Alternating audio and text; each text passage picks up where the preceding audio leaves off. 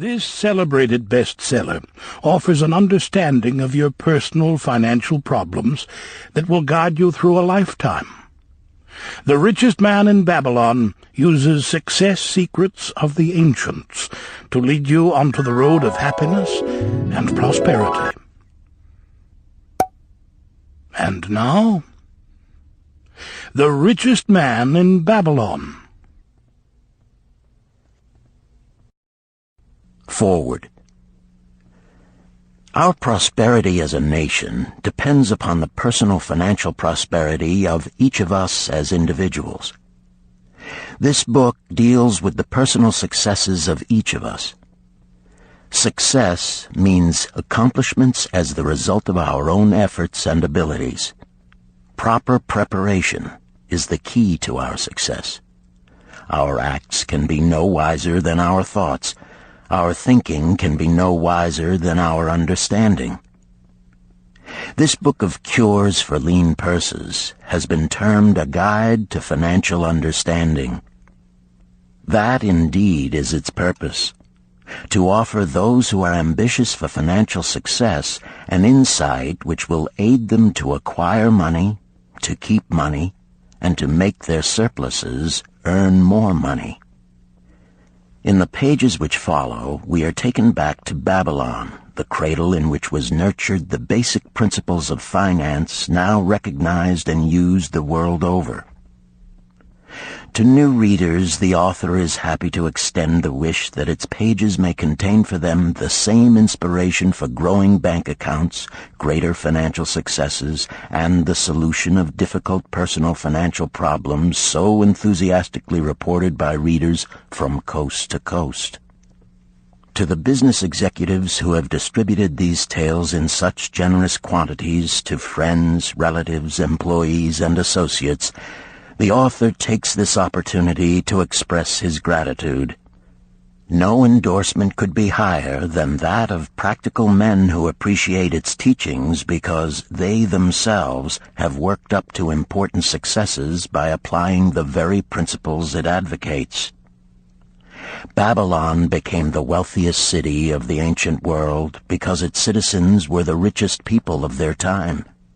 They appreciated the value of money. They practiced sound financial principles in acquiring money, keeping money, and making their money earn more money. They provided for themselves what we all desire: incomes for the future. GSC. Chapter 1. The Man Who Desired Gold. Banseer, the chariot builder of Babylon, was thoroughly discouraged. From his seat upon the low wall surrounding his property, he gazed sadly at his simple home and the open workshop in which stood a partially completed chariot. His wife frequently appeared at the open door. Her furtive glances in his direction reminded him that the meal bag was almost empty and he should be at work finishing the chariot, hammering and hewing, polishing and painting, stretching taut the leather over the wheel rims, preparing it for delivery so he could collect from his wealthy customer. Nevertheless, his fat, muscular body sat stolidly upon the wall. His slow mind was struggling patiently with a problem for which he could find no answer. The hot tropical sun, so typical of this valley of the Euphrates, beat down upon him mercilessly. Beads of perspiration formed upon his brow and trickled down unnoticed to lose themselves in the hairy jungle on his chest. Beyond his home towered the high terraced walls surrounding the king's palace. Nearby, cleaving the blue heavens, was the painted tower of the Temple of Bel. In the shadow of such grandeur was his simple home and many others far less neat and well cared for. Babylon was like this, a mixture of grandeur and squalor, of dazzling wealth and direst poverty, crowded together without plan or system within the protecting walls of the city. Behind him, had he cared to turn and look, The noisy chariots of the rich jostled and crowded aside the sandaled tradesmen as well as the barefooted beggars. Even the rich were forced to turn into the gutters to clear the way for the long lines of slave water carriers on the king's business, each bearing a heavy goatskin of water to be poured upon the hanging gardens. Bansir was too engrossed in his own problem to hear or heed the confused hubbub of the busy city. It was the unexpected twanging of the strings from a familiar lyre that aroused him from his reverie. He turned and looked into the sensitive, smiling face of his best friend, Kabai, the musician. "May the gods bless thee with great liberality, my good friend," began Kabai with an elaborate salute. "Yet it does appear they have already been so generous thou needst not to labor. I rejoice with thee in thy good fortune. More, I would even share it with thee. Pray, from thy purse, which must be bulging, else thou wouldst be busy in yon shop, extract but 2 humble shekels and lend them to me until after the nobleman's feast this night. Thou wilt not miss them ere they are returned." "If I did have 2 shekels," Bansir responded gloomily, "to no one could I lend them, not even to you, my best of friends, for they would be my fortune, my entire fortune." No one lends his entire fortune, not even to his best friend. "What?" exclaimed Kabai with genuine surprise. "Thou hast not 1 shekel in thy purse, yet sit like a statue upon a wall. Why not complete that chariot? How else canst thou provide for thy noble appetite? 'Tis not like thee, my friend. Where is thy endless energy? Doth something distress thee? Have the gods brought to thee troubles?" "A torment from the gods it must be," Bansir agreed. "It began with a dream, a senseless dream in which I thought I was a man of means. From my belt hung a handsome purse, heavy with coins. There were shekels which I cast with careless freedom to the beggars. There were pieces of silver with which I did buy finery for my wife and whatever I did desire for myself. There were pieces of gold which made me feel assured of the future and unafraid to spend the silver. A glorious feeling of contentment was within me. You would not have known me for thy hard-working friend, nor wouldst have known my wife, so free from wrinkles was her face and shining with happiness. She was again the smiling maiden of our early married days." "A pleasant dream indeed," commented Kabai. "But why should such pleasant feelings as it aroused turn thee into a glum statue upon the wall?" "Why, indeed? Because when I awoke and remembered how empty was my purse, a feeling of rebellion swept over me. Let us talk it over together, for, as the sailors do say, we ride in the same boat, we two. As youngsters we went together to the priests to learn wisdom. As young men we shared each other's pleasures. As grown men we have always been close friends. We have been contented subjects of our kind. We have been satisfied to work long hours and spend our earnings freely. We have earned much coin in the years that have passed, yet to know the joys that come from wealth, we must dream about them. Bah! Are we more than dumb sheep? We live in the richest city in all the world. The travelers do say none equals it in wealth. About us is much display of wealth, but of it we ourselves have not. After half a lifetime of hard labor, thou, my best of friends, hast an empty purse, and sayest to me, may I borrow such a trifle as 2 shekels until after the nobleman's feast this night? Then what do I reply? Do I say, here is my purse, its contents will I gladly share? No, I admit that my purse is as empty as thine. What is the matter? Why cannot we acquire silver and gold, more than enough for food and robes? Consider also our sons, Bansir continued. Are they not following in the footsteps of their fathers?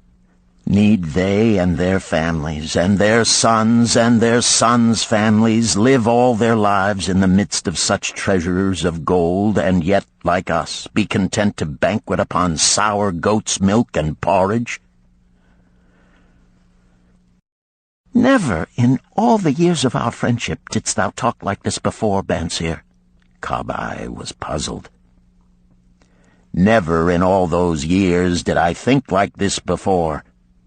From early dawn until darkness stopped me, I have labored to build the finest chariots any man could make, soft-heartedly hoping some day the gods would recognize my worthy deeds and bestow upon me great prosperity. This they have never done. At last I realize this they will never do. Therefore my heart is sad. I wish to be a man of means. I wish to own lands and cattle, to have fine robes and coins in my purse. I am willing to work for these things with all the strength in my back, with all the skill in my hands, with all the cunning in my mind.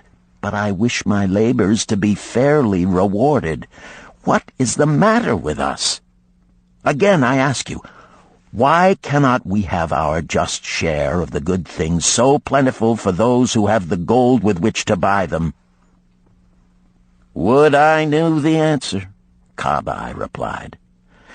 No better than thou am I satisfied.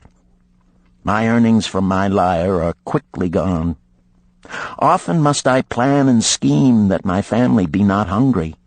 Also within my breast is a deep longing for a lyre large enough that it may truly sing the strains of music that do surge through my mind. With such an instrument could I make music finer than even the king has ever heard before. Such a lyre thou shouldst have. No man in all Babylon could make it sing more sweetly. Could make it sing so sweetly not only the king, but the gods themselves would be delighted. But how mayest thou secure it while we both of us are as poor as the king's slaves? Listen to the bell. Here they come. He pointed to the long column of half-naked, sweating water-bearers plodding laboriously up the narrow street from the river. 5 abreast they marched, each bent under a heavy goatskin of water. A fine figure of a man he who doth lead them, Kabai indicated the wearer of the bell who marched in front without a load. A prominent man in his own country, 'tis easy to see. There are many good figures in the line, Bansir agreed, as good men as we. Tall, blond men from the north, laughing black men from the south, little brown men from the nearer countries, all marching together from the river to the gardens, back and forth, day after day, year after year, naught of happiness to look forward to, beds of straw upon which to sleep, hard grain porridge to eat. Pity the poor brutes, Kabai. Pity them I do, yet thou dost make me see how little better off are we, free men though we call ourselves. That is truth, Kabai. Unpleasant thought though it may be. We do not wish to go on year after year living slavish lives, working, getting nowhere. Might we not find out how others acquire gold and do as they do? Kabai inquired. Perhaps there is some secret we might learn if we but sought from those who knew, replied Bansir thoughtfully. This very day, suggested Kabai, I did pass our old friend Arkad, riding in his golden chariot. This I will say, he did not look over my humble head as many in his station might consider his right. Instead, he did wave his hand that all onlookers might see him pay greetings and bestow his smile of friendship upon Kabai, the musician.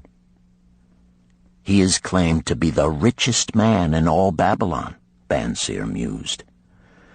So rich, the king is said to seek his golden aid in affairs of the treasury, Kabai replied. So rich, Bansir interrupted. I fear if I should meet him in the darkness of the night, I should lay my hands upon his fat wallet. Nonsense, reproved Kabai. A man's wealth is not in the purse he carries. A fat purse quickly empties if there be no golden stream to refill it. Arkad has an income that constantly keeps his purse full, no matter how liberally he spends. Income, that is the thing, ejaculated Bansir. I wish an income that will keep flowing into my purse whether I sit upon the wall or travel to far lands. Arkad must know how a man can make an income for himself.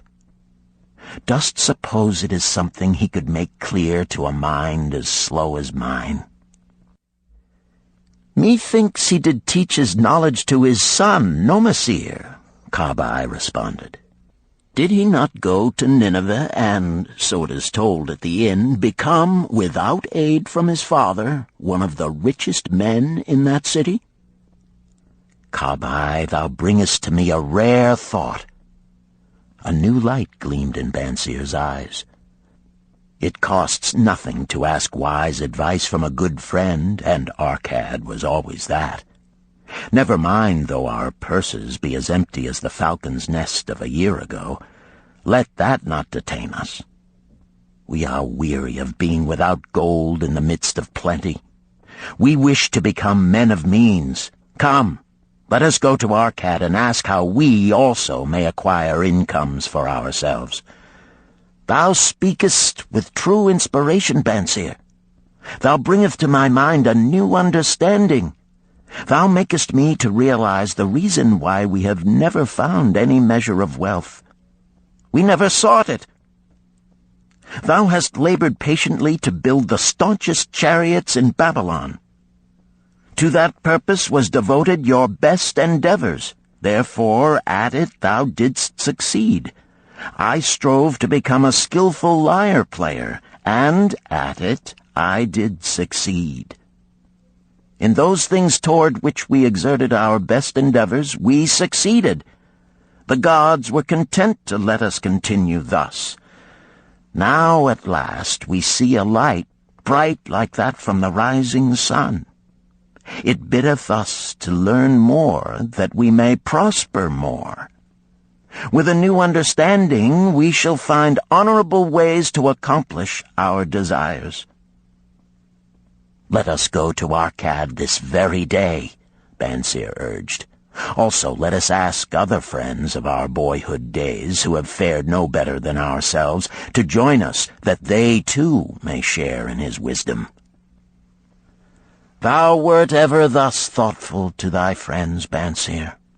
Therefore hast thou many friends. It shall be as thou sayest. We go this day and take them with us.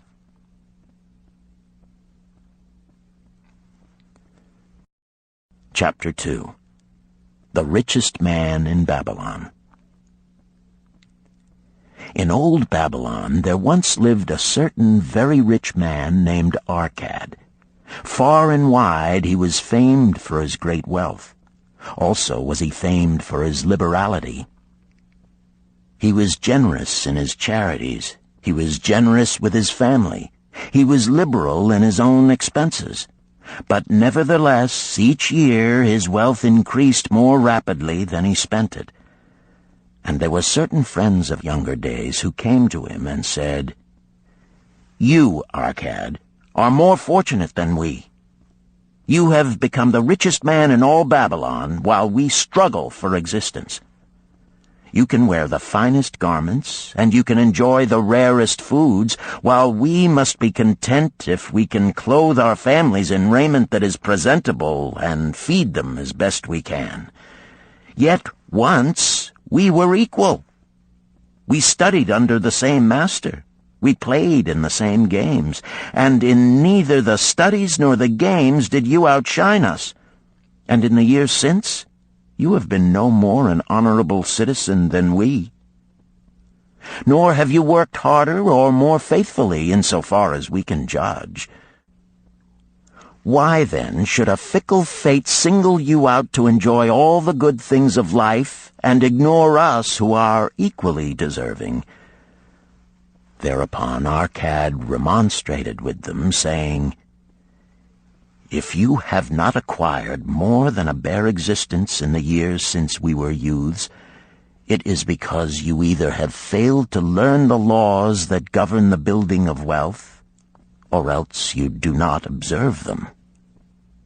Fickle fate is a vicious goddess who brings no permanent good to anyone. On the contrary, she brings ruin to almost every man upon whom she showers unearned gold. She makes wanton spenders who soon dissipate all they receive and are left beset by overwhelming appetites and desires they have not the ability to gratify. Yet others whom she favors become misers and hoard their wealth, fearing to spend what they have, knowing they do not possess the ability to replace it. They further are beset by fear of robbers and doom themselves to lives of emptiness and secret misery.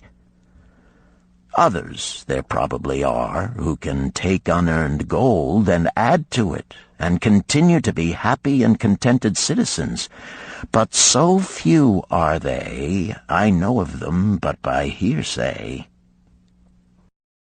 Think you of the men who have inherited sudden wealth, and see if these things are not so.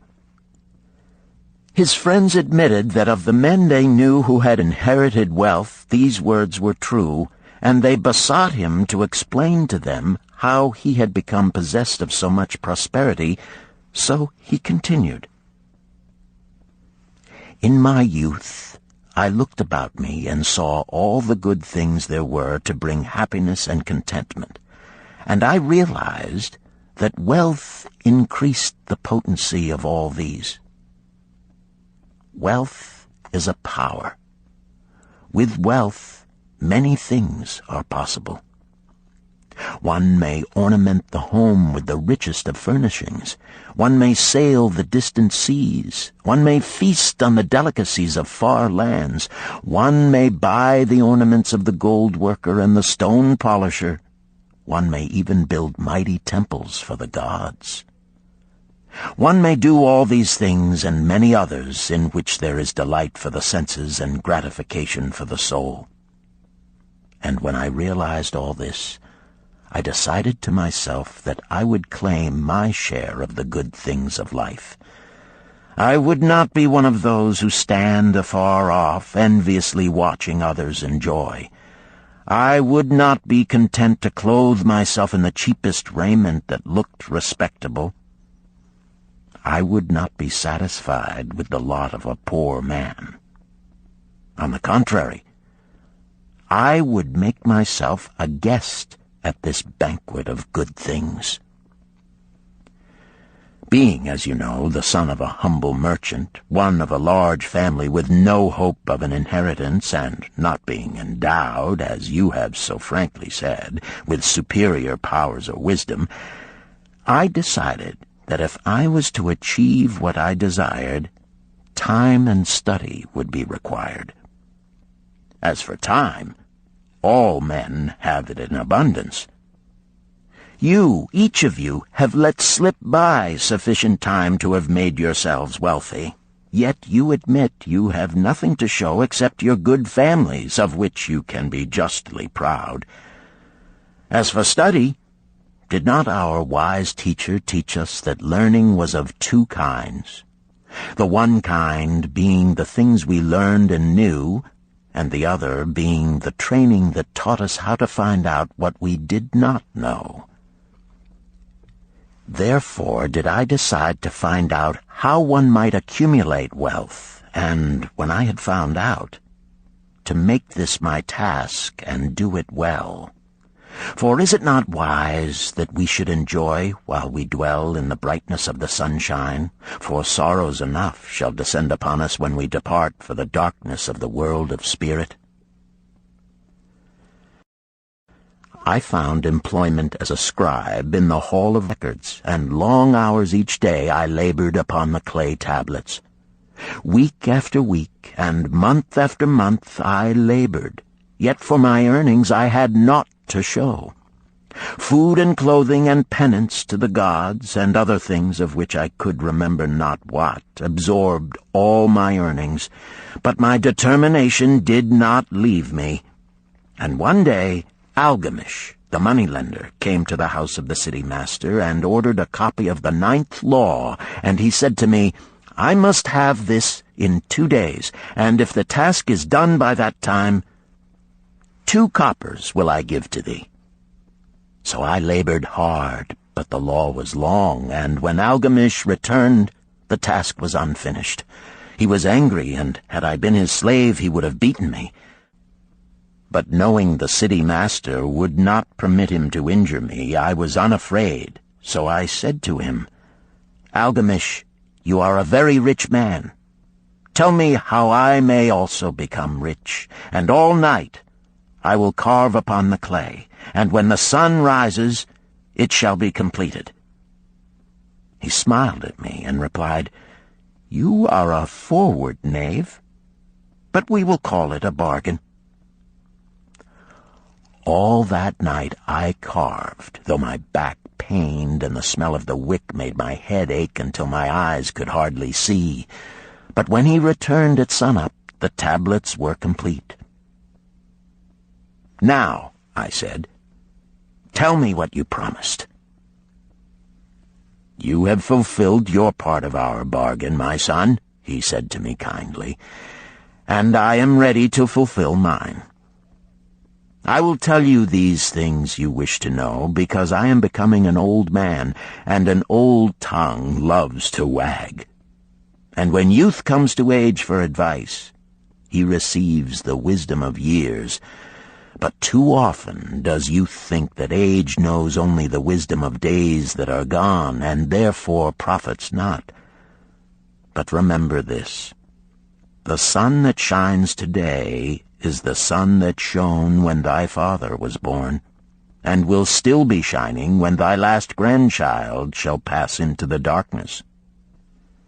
The thoughts of youth, he continued, are bright lights that shine forth like the meteors that oft make brilliant the sky. But the wisdom of age is like the fixed stars that shine so unchanged that the sailor may depend upon them to steer his course.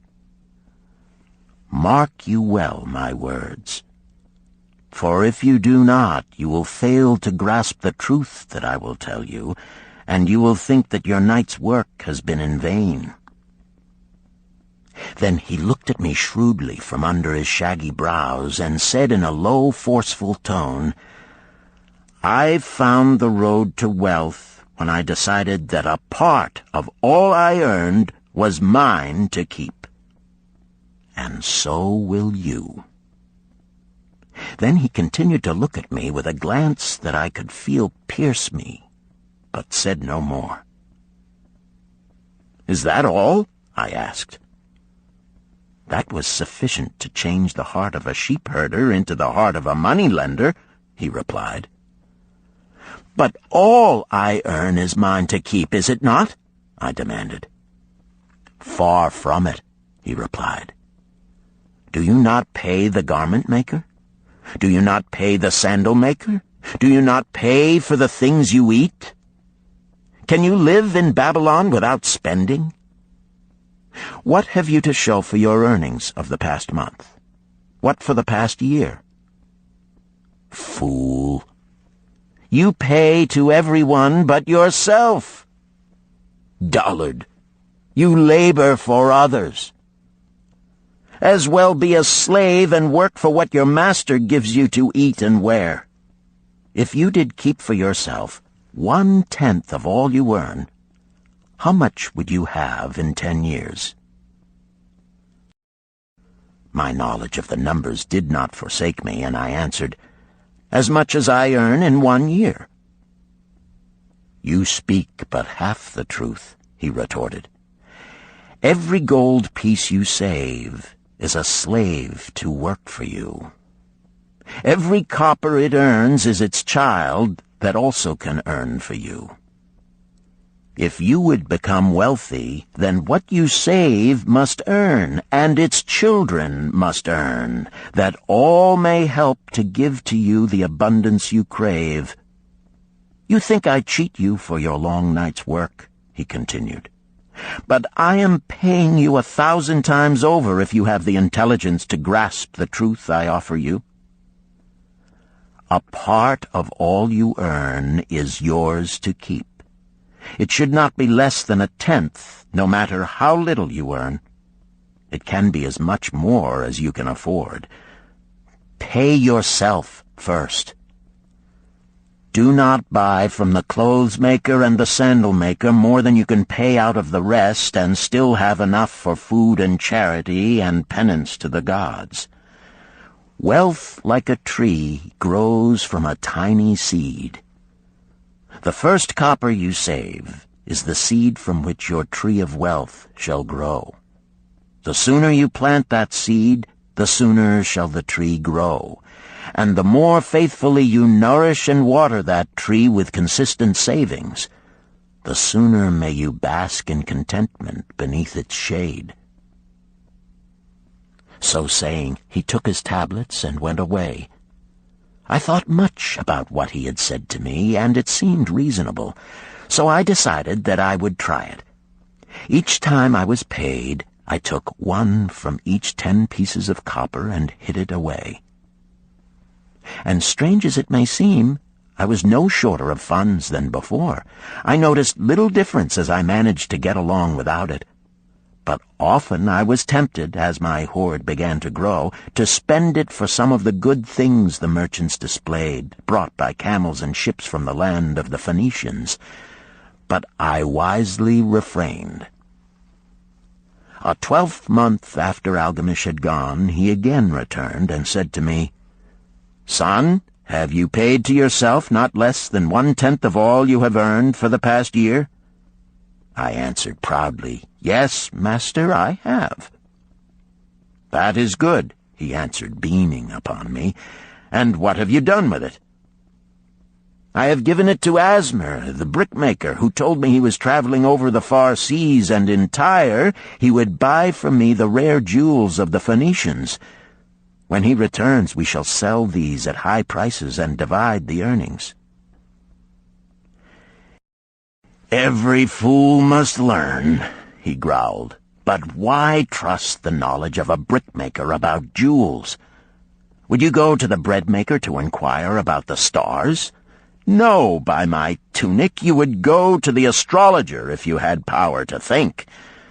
Your savings are gone, youth. You have jerked your wealth tree up by the roots. But plant another.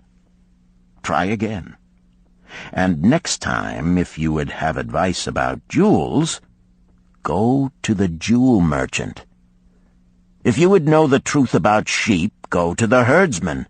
Advice is one thing that is freely given away, but watch that you take only what is worth having. He who takes advice about his savings from one who is inexperienced in such matters shall pay with his savings for proving the falsity of their opinions." Saying this, he went away. And it was as he said, for the Phoenicians are scoundrels and sold to Asmer worthless bits of glass that looked like gems. But as Algamish had bid me, I again saved each 10th copper, for I now had formed the habit, and it was no longer difficult. Again, 12 months later, Algamish came to the room of the scribes and addressed me. "What progress have you made since last I saw you?" "I have paid myself faithfully," I replied, "and my savings I have entrusted to Agar, the shield-maker, to buy bronze, and each 4th month he does pay me the rental." "That is good. And what do you do with the rental?" I do have a great feast with honey and fine wine and spiced cake. Also I have bought me a scarlet tunic, and some day I shall buy me a young ass upon which to ride." To which Algamish laughed, "You do eat the children of your savings. Then how do you expect them to work for you? And how can they have children that will also work for you? First get thee an army of golden slaves, and then many a rich banquet may you enjoy without regret." So saying, he again went away. Nor did I again see him for 2 years, when he once more returned, and his face was full of deep lines, and his eyes drooped, for he was becoming a very old man. And he said to me, "Arcad, hast thou yet achieved the wealth thou dreamed of?" And I answered, "Not yet all that I desire, but some I have, and it earns more, and its earnings earn more." "And do you still take the advice of brickmakers?" "About brickmaking they give me good advice," I retorted. "Arcad," he continued, "you have learned your lessons well.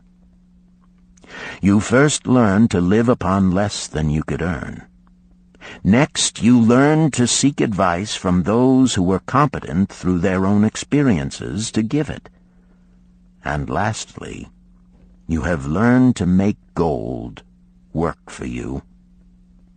You have taught yourself how to acquire money, how to keep it, and how to use it. Therefore, you are competent for a responsible position. I am becoming an old man. My sons think only of spending and give no thought to earning. My interests are great, and I fear too much for me to look after. If you will go to Nippur and look after my lands there, I shall make you my partner, and you shall share in my estate." So I went to Nippur and took charge of his holdings, which were large, and because I was full of ambition and because I had mastered the 3 laws of successfully handling wealth, I was enabled to increase greatly the value of his properties. So I prospered much, and when the spirit of Algamish departed for the sphere of darkness, I did share in his estate as he had arranged under the law. So spake Arcad, and when he had finished his tale, one of his friends said, "You were indeed fortunate that Algamish made you an heir." "Fortunate only in that I had the desire to prosper before I first met him. For 4 years did I not prove my definiteness of purpose by keeping 1/10 of all I earned?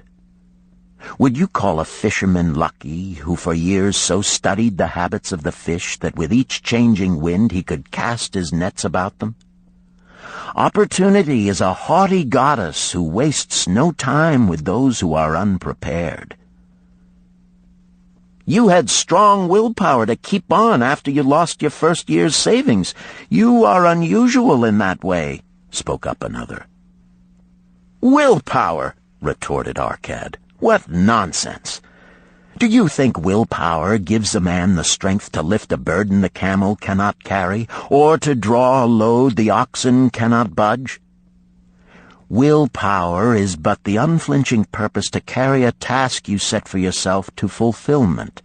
If I set for myself a task, be it ever so trifling, I shall see it through.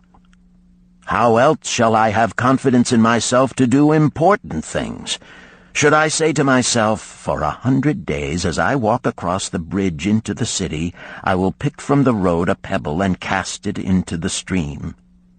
I would do it.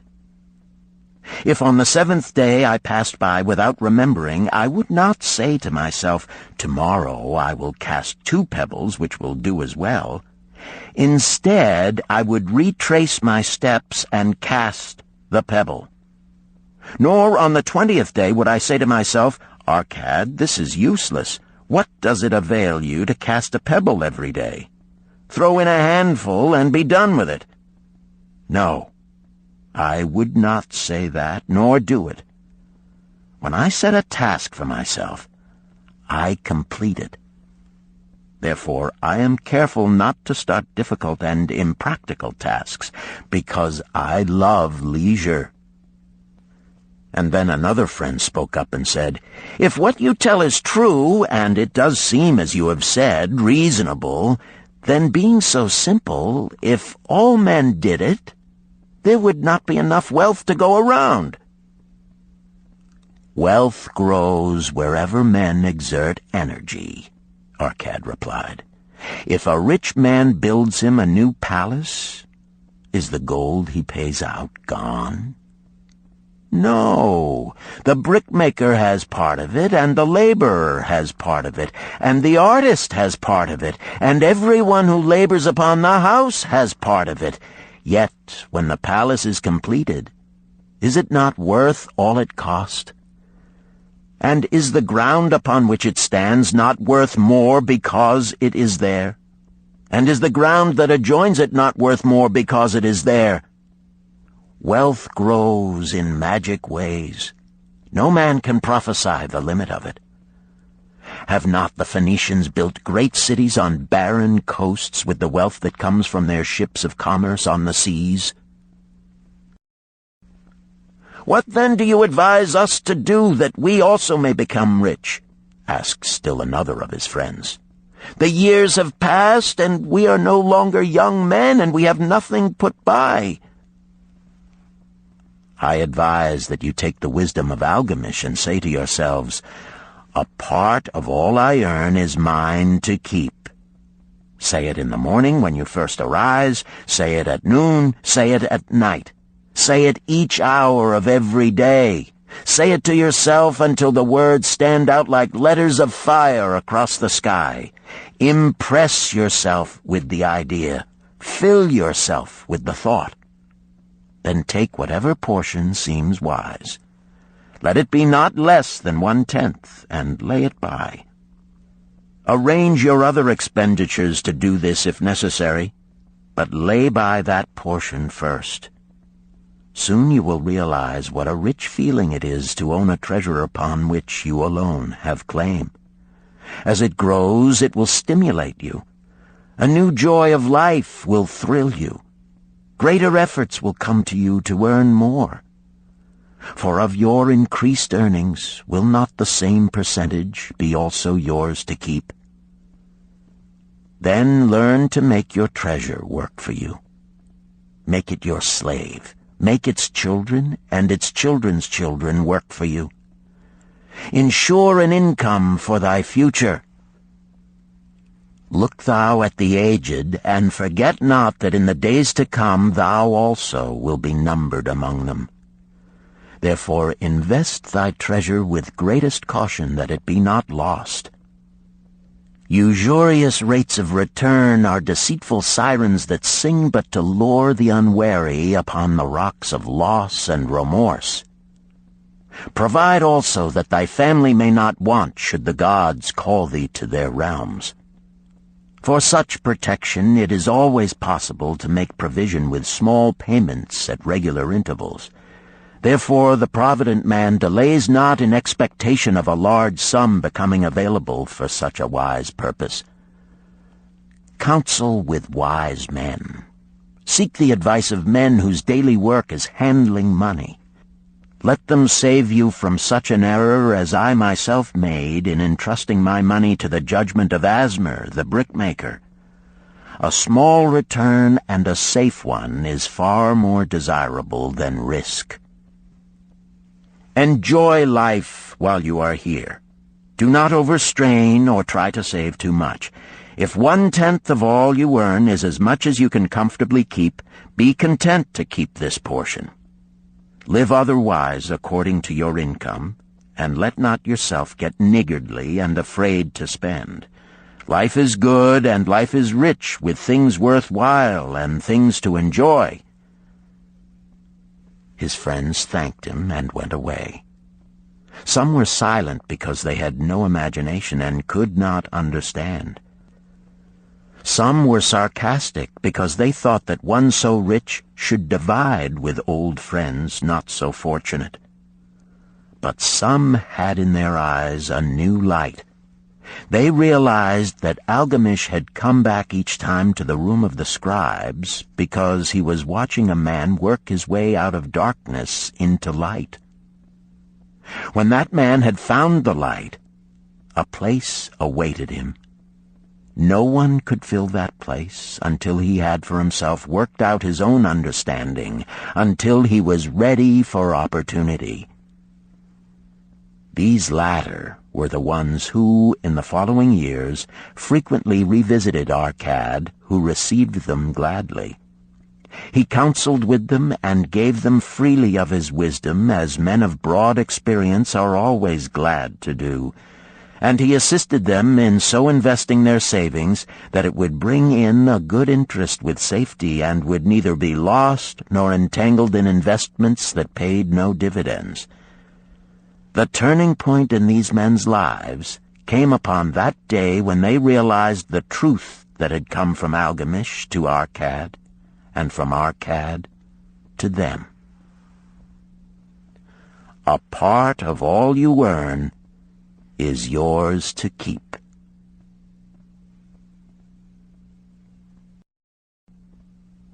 Chapter 3. 7 Cures for a Lean Purse. The glory of Babylon endures. Down through the ages, its reputation comes to us as the richest of cities, its treasures as fabulous. Yet it was not always so. The riches of Babylon were the results of the wisdom of its people. They first had to learn how to become wealthy. When the good King Sargon returned to Babylon after defeating his enemies, the Elamites, he was confronted with a serious situation. The royal chancellor explained it to the king thus: "After many years of great prosperity brought to our people because your majesty built the great irrigation canals and the mighty temples of the gods, now that these works are completed, the people seem unable to support themselves. The laborers are without employment. The merchants have few customers. The farmers are unable to sell their produce. The people have not enough gold to buy food." "But where has all the gold gone that we spent for these great improvements?" demanded the king. "It has found its way, I fear," responded the chancellor, "into the possession of a few very rich men of our city. It filtered through the fingers of most of our people as quickly as the goat's milk goes through the strainer. Now that the stream of gold has ceased to flow, most of our people have nothing to show for their earnings." The king was thoughtful for some time. Then he asked, "Why should so few men be able to acquire all the gold?" "Because they know how," replied the chancellor. "One may not condemn a man for succeeding because he knows how. Neither may one with justice take away from a man what he has fairly earned, to give to men of less ability." "But why," demanded the king, "should not all the people learn how to accumulate gold and therefore become themselves rich and prosperous?" "Quite possible, Your Excellency. But who can teach them? Certainly not the priests, because they know naught of money-making." "Who knows best in all our city how to become wealthy, Chancellor?" asked the king. "Thy question answers itself, Your Majesty. Who has amassed the greatest wealth in Babylon?" "Well said, my able Chancellor. It is Arcad. He is the richest man in Babylon. Bring him before me on the morrow." Upon the following day, as the king had decreed, Arcad appeared before him, straight and sprightly, despite his 80 years and 10. "Arcad," spoke the king, "is it true thou art the richest man in Babylon?" "So it is reported, Your Majesty, and no man disputes it." "How becamest thou so wealthy?" "By taking advantage of opportunities available to all citizens of our good city." Thou hadst nothing to start with? Only a great desire for wealth. Besides this, nothing. Arcad, continued the king, our city is in a very unhappy state because a few men know how to acquire wealth and therefore monopolize it, while the mass of our citizens lack the knowledge of how to keep any part of the gold they receive. It is my desire that Babylon be the wealthiest city in the world. Therefore, it must be a city of many wealthy men. Therefore, we must teach all the people how to acquire riches. Tell me, Arcad, is there any secret to acquiring wealth? Can it be taught? It is practical, Your Majesty. That which one man knows can be taught to others. The king's eyes glowed. Arcad, thou speakest the words I wish to hear. Wilt thou lend thyself to this great cause? Wilt thou teach thy knowledge to a school for teachers, each of whom shall teach others until there are enough trained to teach these truths to every worthy subject in my domain? Arcad bowed and said, I am thy humble servant to command. Whatever knowledge I possess will I gladly give for the betterment of my fellow men and the glory of my king.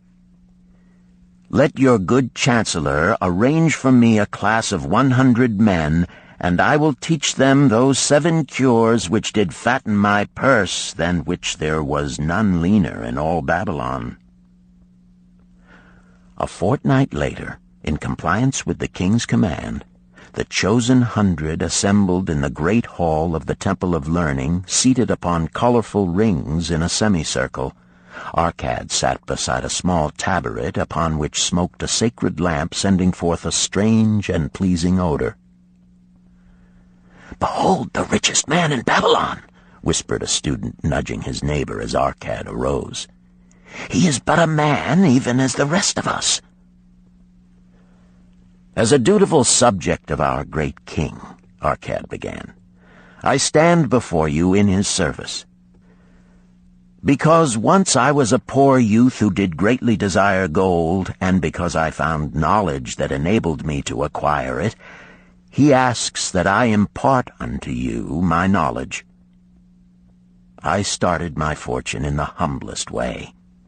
I had no advantage not enjoyed as fully by you and every citizen in Babylon. The first storehouse of my treasure was a well-worn purse. I loathed its useless emptiness. I desired that it be round and full, clinking with the sound of gold. Therefore I sought every remedy for a lean purse. I found 7.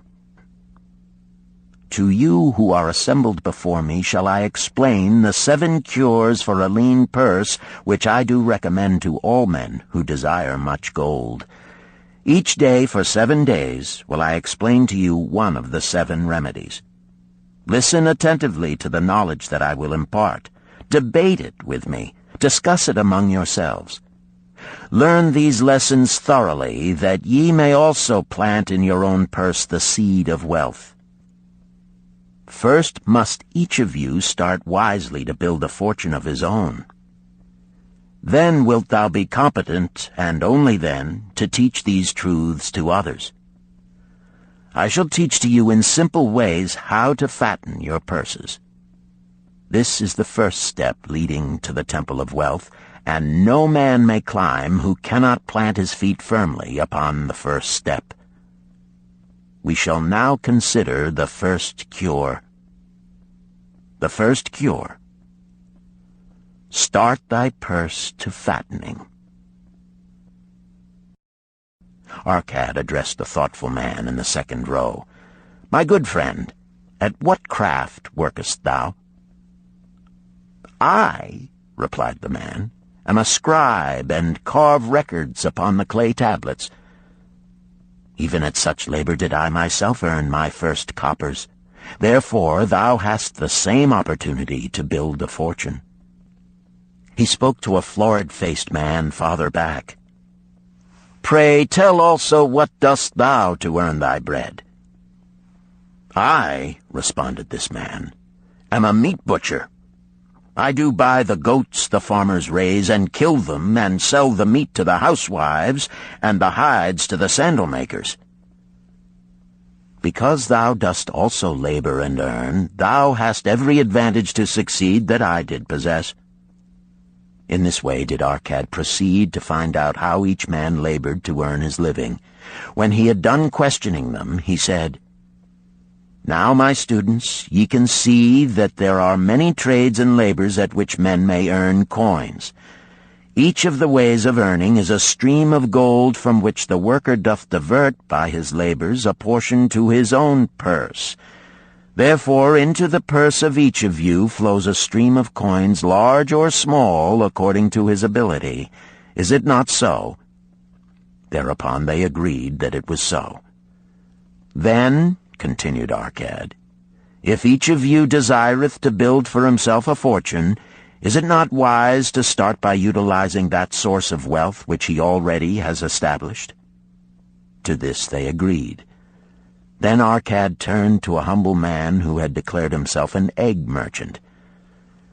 If thou select one of thy baskets and put into it each morning 10 eggs and take out from it each evening 9 eggs, what will eventually happen? It will become in time overflowing. Why? Because each day I put in 1 more egg than I take out. Arcad turned to the class with a smile. Does any man here have a lean purse? First they looked amused, then they laughed. Lastly, they waved their purses in jest. All right, he continued. Now I shall tell thee the first remedy I learned to cure a lean purse. Do exactly as I have suggested to the egg merchant. For every 10 coins thou placest within thy purse, take out for use but 9. Thy purse will start to fatten at once, and its increasing weight will feel good in thy hand and bring satisfaction to thy soul. Deride not what I say because of its simplicity. Truth is always simple. I told thee I would tell how I built my fortune. This was my beginning. I, too, carried a lean purse and cursed it because there was naught within to satisfy my desires. But when I began to take out from my purse but 9 parts of 10 I put in, it began to fatten. So will thine. Now I will tell a strange truth, the reason for which I know not. When I ceased to pay out more than 9/10 of my earnings, I managed to get along just as well. I was not shorter than before. Also, ere long did coins come to me more easily than before. Surely it is a law of the gods that unto him who keepeth and spendeth not a certain part of all his earnings shall gold come more easily. Likewise him whose purse is empty does gold avoid. Which desirest thou the most? Is it the gratification of thy desires of each day, a jewel, a bit of finery, better raiment, more food, things quickly gone and forgotten?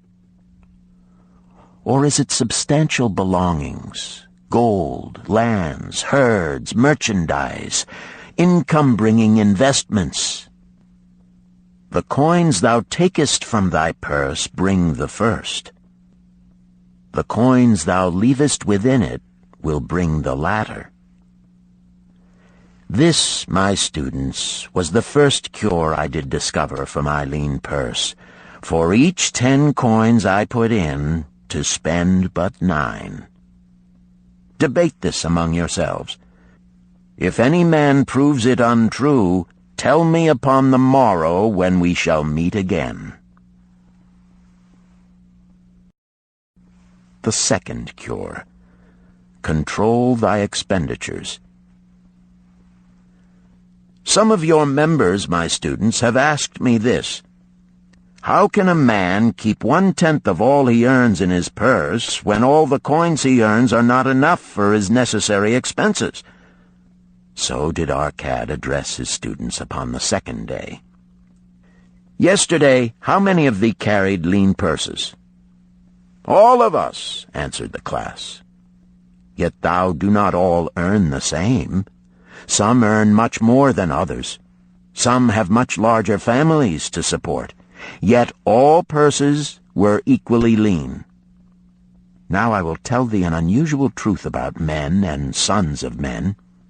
It is this: that what each of us calls our necessary expenses will always grow to equal our incomes unless we protest to the contrary.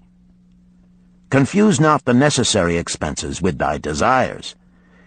Each of you, together with your good families, have more desires than your earnings can gratify. Therefore are thy earnings spent to gratify these desires in so far as they will go. Still thou retainest many ungratified desires. All men are burdened with more desires than they can gratify. Because of my wealth, thinkest thou I may gratify every desire? 'Tis a false idea. There are limits to my time. There are limits to my strength. There are limits to the distance I may travel. There are limits to what I may eat. There are limits to the zest with which I may enjoy. I say to you that just as weeds grow in a field wherever the farmer leaves space for their roots, even so freely do desires grow in men whenever there is a possibility of their being gratified. Thy desires are a multitude, and those that thou mayest gratify are but few. Study thoughtfully thy accustomed habits of living. Herein may be most often found certain accepted expenses that may wisely be reduced or eliminated. Let thy motto be 100% of appreciated value demanded for each coin spent. Therefore, engrave upon the clay each thing for which thou desireth to spend. Select those that are necessary and others that are possible through the expenditure of 9/10 of thy income. Cross out the rest, and consider them but a part of that great multitude of desires that must go unsatisfied, and regret them not. Budget then thy necessary expenses. Touch not the 1/10 that is fattening thy purse. Let this be thy great desire that is being fulfilled. Keep working with thy budget. Keep adjusting it to help thee.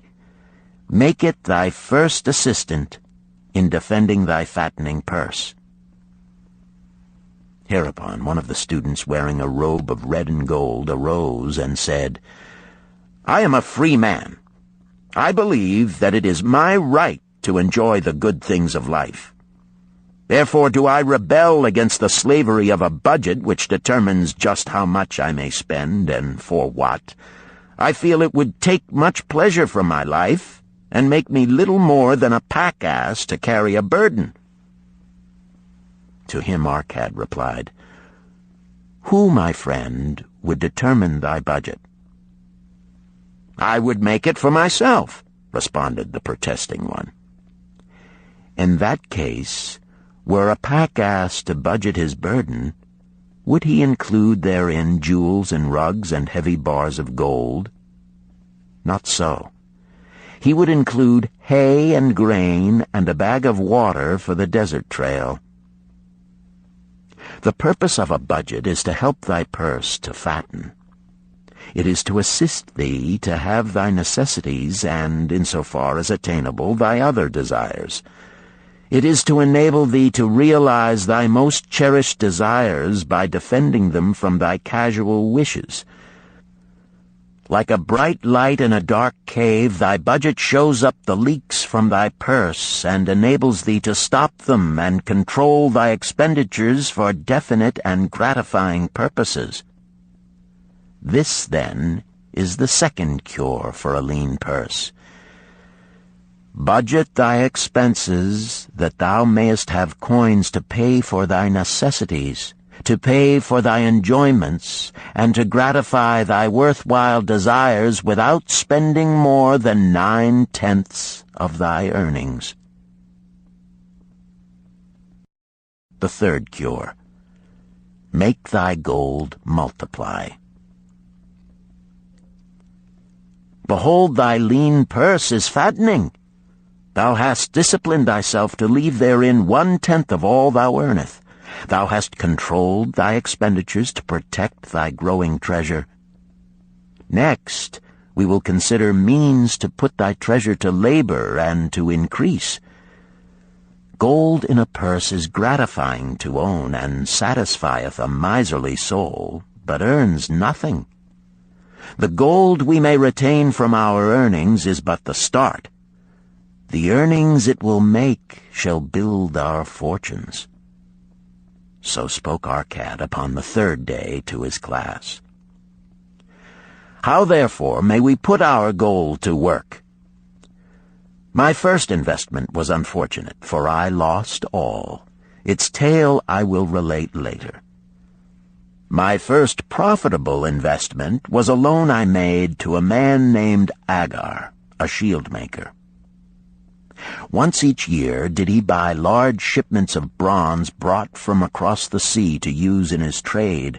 Lacking sufficient capital to pay the merchants, he would borrow from those who had extra coins. He was an honorable man. His borrowing he would repay, together with a liberal rental as he sold his shields. Each time I loaned to him, I loaned back also the rental he had paid to me. Therefore not only did my capital increase, but its earnings likewise increased. Most gratifying was it to have these sums returned to my purse. I tell you, my students, a man's wealth is not in the coins he carries in his purse. It is the income he buildeth, the golden stream that continually floweth into his purse and keepeth it always bulging. That is what every man desireth. That is what thou, each one of thee, desireth. An income that continueth to come whether thou work or travel.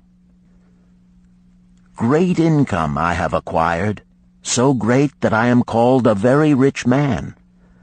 My loans to Agar were my first training in profitable investment. Gaining wisdom from this experience, I extended my loans and investments as my capital increased. From a few sources at first, from many sources later, flowed into my purse a golden stream of wealth available for such wise uses as I should decide.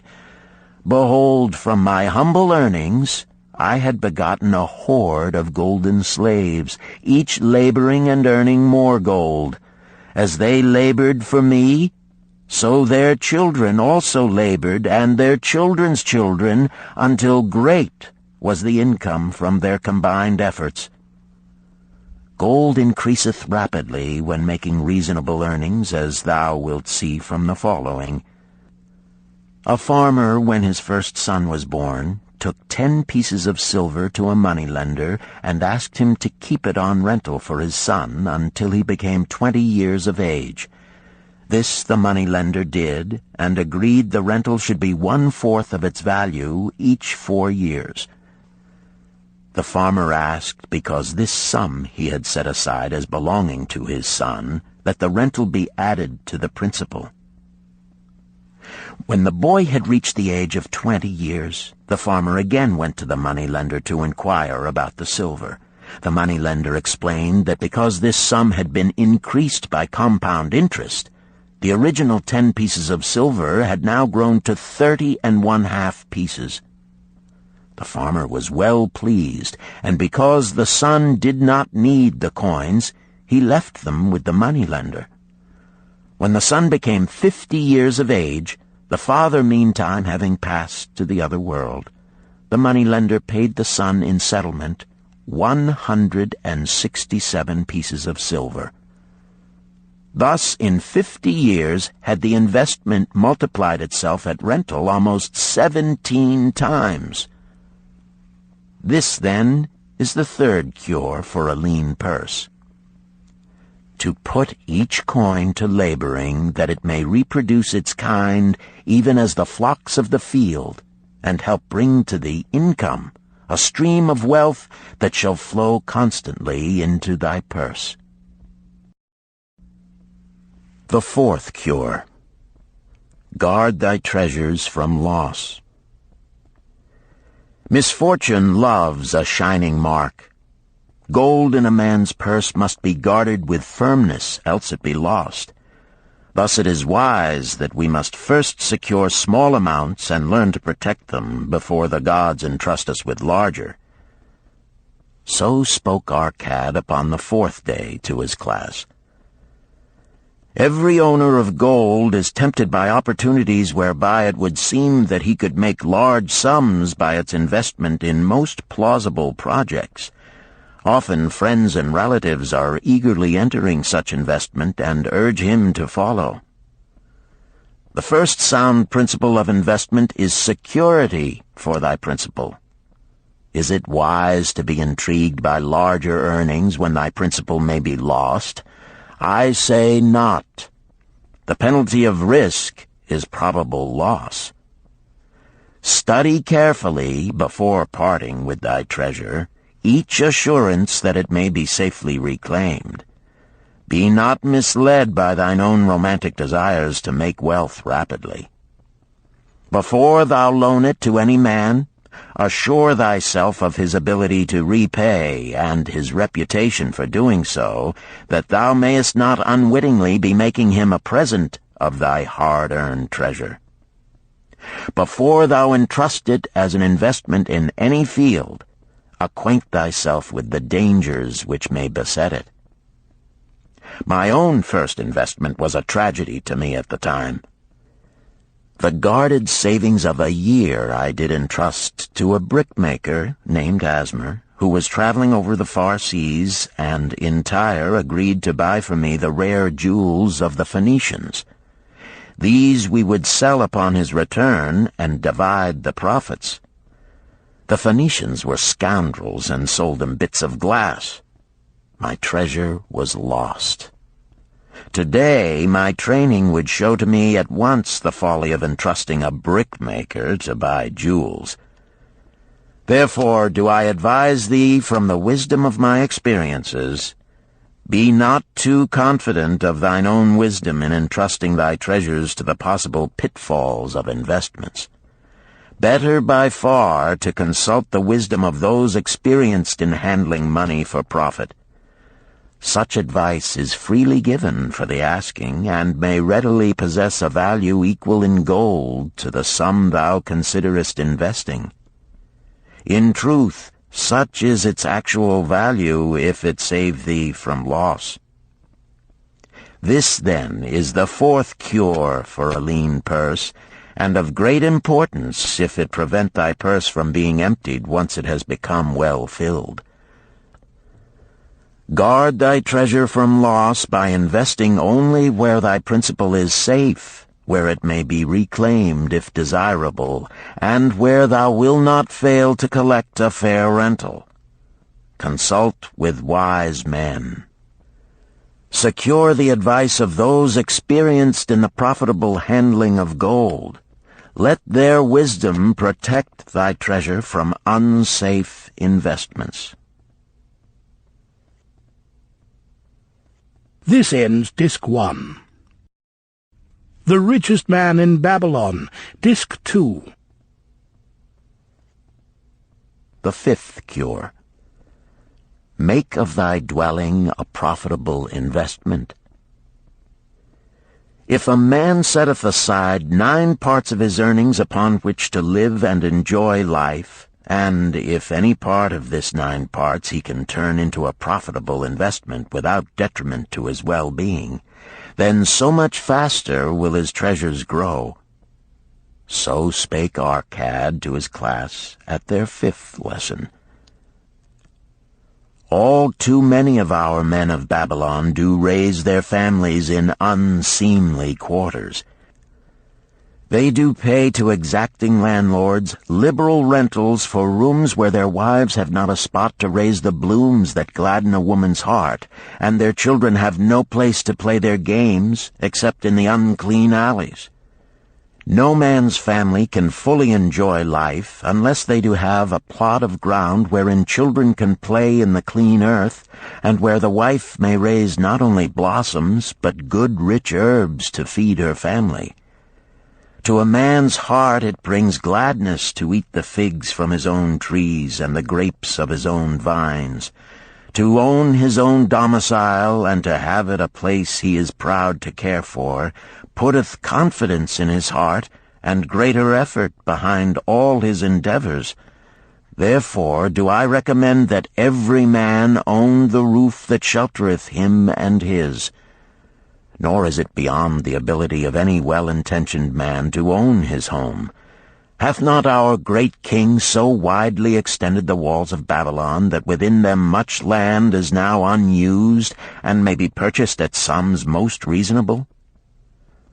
Also I say to you, my students, that the money-lenders gladly consider the desires of men who seek homes and land for their families. Readily may thou borrow to pay the brickmaker and the builder for such commendable purposes, if thou can show a reasonable portion of the necessary sum which thou thyself hast provided for the purpose. Then when the house be built, thou canst pay the money-lender with the same regularity as thou didst pay the landlord, because each payment will reduce thy indebtedness to the money-lender. A few years will satisfy his loan. Then will thy heart be glad, because thou wilt own in thy own right a valuable property, and thy only cost will be the king's taxes. Also wilt thy good wife go more often to the river to wash thy robes, that each time returning she may bring a goatskin of water to pour upon the growing things. Thus come many blessings to the man who owneth his own house, and greatly will it reduce his cost of living, making available more of his earnings for pleasures and the gratification of his desires. This, then, is the fifth cure for a lean purse. Own thy own home. The sixth cure. Ensure a future income. The life of every man proceedeth from his childhood to his old age.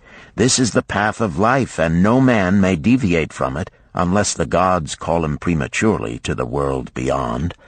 Therefore do I say that it behooves a man to make preparation for a suitable income in the days to come, when he is no longer young, and to make preparations for his family, should he be no longer with them to comfort and support them.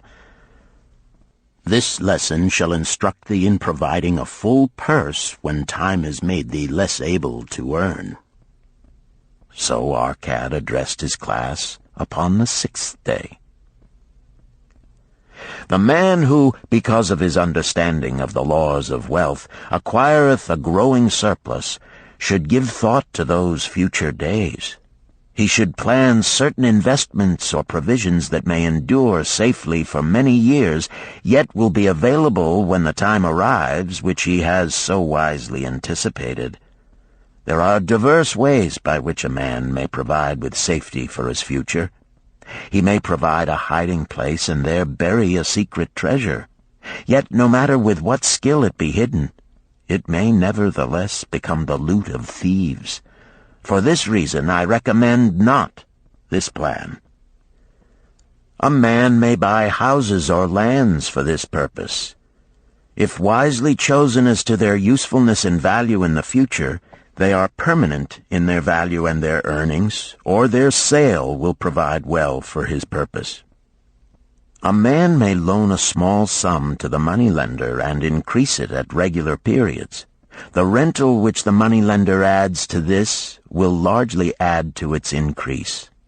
I do know a sandal-maker named Ansan, who explained to me not long ago that each week for 8 years he had deposited with his moneylender 2 pieces of silver. The moneylender had but recently given him an accounting over which he greatly rejoiced.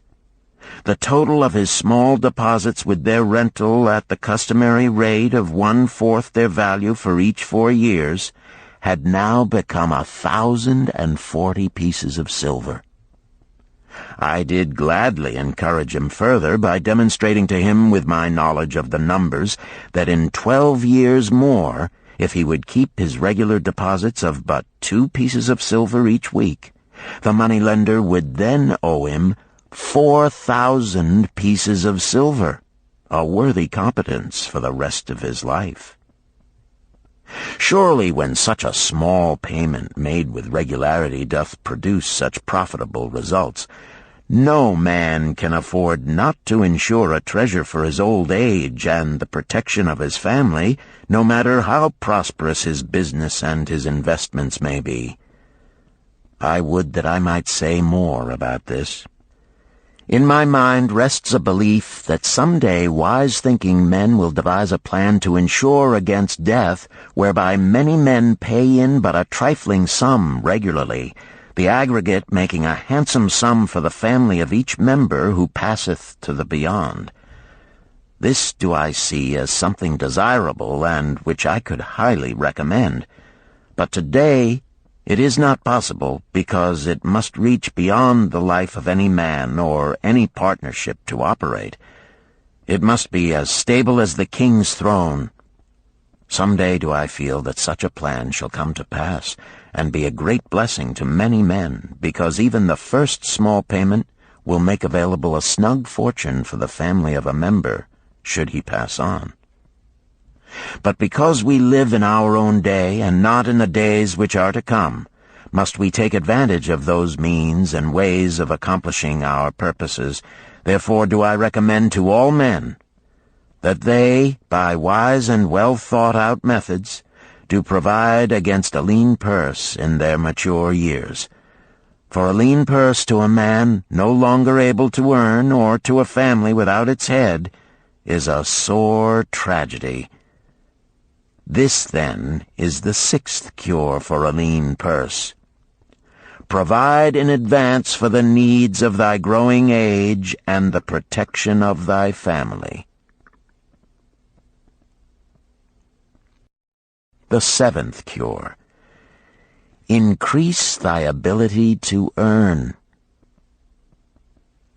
This day do I speak to thee, my students, of one of the most vital remedies for a lean purse. Yet I will not talk of gold, but of yourselves, of the men beneath the robes of many colors who do sit before me. I will talk to you of those things within the minds and lives of men which do work for or against their success. So did Arcad address his class upon the 7th day. Not long ago came to me a young man seeking to borrow. When I questioned him the cause of his necessity, he complained that his earnings were insufficient to pay his expenses. Thereupon I explained to him, this being the case, he was a poor customer for the moneylender, as he possessed no surplus earning capacity to repay the loan. What you need, young man, I told him, is to earn more coins. What dost thou to increase thy capacity to earn? All that I can do, he replied. 6 times within 2 moons have I approached my master to request my pay be increased, but without success. No man can go oftener than that. We may smile at his simplicity, yet he did possess one of the vital requirements to increase his earnings. Within him was a strong desire to earn more, a proper and commendable desire. Preceding accomplishment must be desire. Thy desires must be strong and definite. General desires are but weak longings. For a man to wish to be rich is of little purpose. For a man to desire 5 pieces of gold is a tangible desire which he can press to fulfillment. After he has backed his desire for 5 pieces of gold with strength of purpose to secure it, next he can find similar ways to obtain 10 pieces, and then 20 pieces, and later 1,000 pieces, and, behold, he has become wealthy. In learning to secure his one definite small desire, he hath trained himself to secure a larger one. This is the process by which wealth is accumulated, first in small sums, then in larger ones as a man learns and becomes more capable. Desires must be simple and definite. They defeat their own purpose should they be too many, too confusing, or beyond a man's training to accomplish. As a man perfecteth himself in his calling, even so doth his ability to earn increase. In those days when I was a humble scribe carving upon the clay for a few coppers each day, I observed that other workers did more than I, and were paid more. Therefore did I determine that I would be exceeded by none. Nor did it take long for me to discover the reason for their greater success. More interest in my work, more concentration upon my task, more persistence in my effort, and, behold, few men could carve more tablets in a day than I. With reasonable promptness my increased skill was rewarded, nor was it necessary for me to go 6 times to my master to request recognition. The more of wisdom we know, the more we may earn. That man who seeks to learn more of his craft shall be richly rewarded. If he is an artisan, he may seek to learn the methods and the tools of those most skillful in the same line.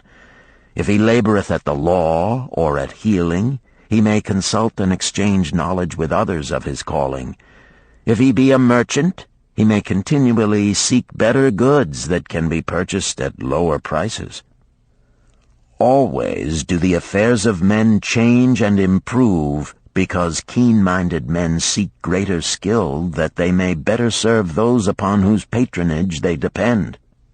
Therefore I urge all men to be in the front rank of progress, and not to stand still, lest they be left behind.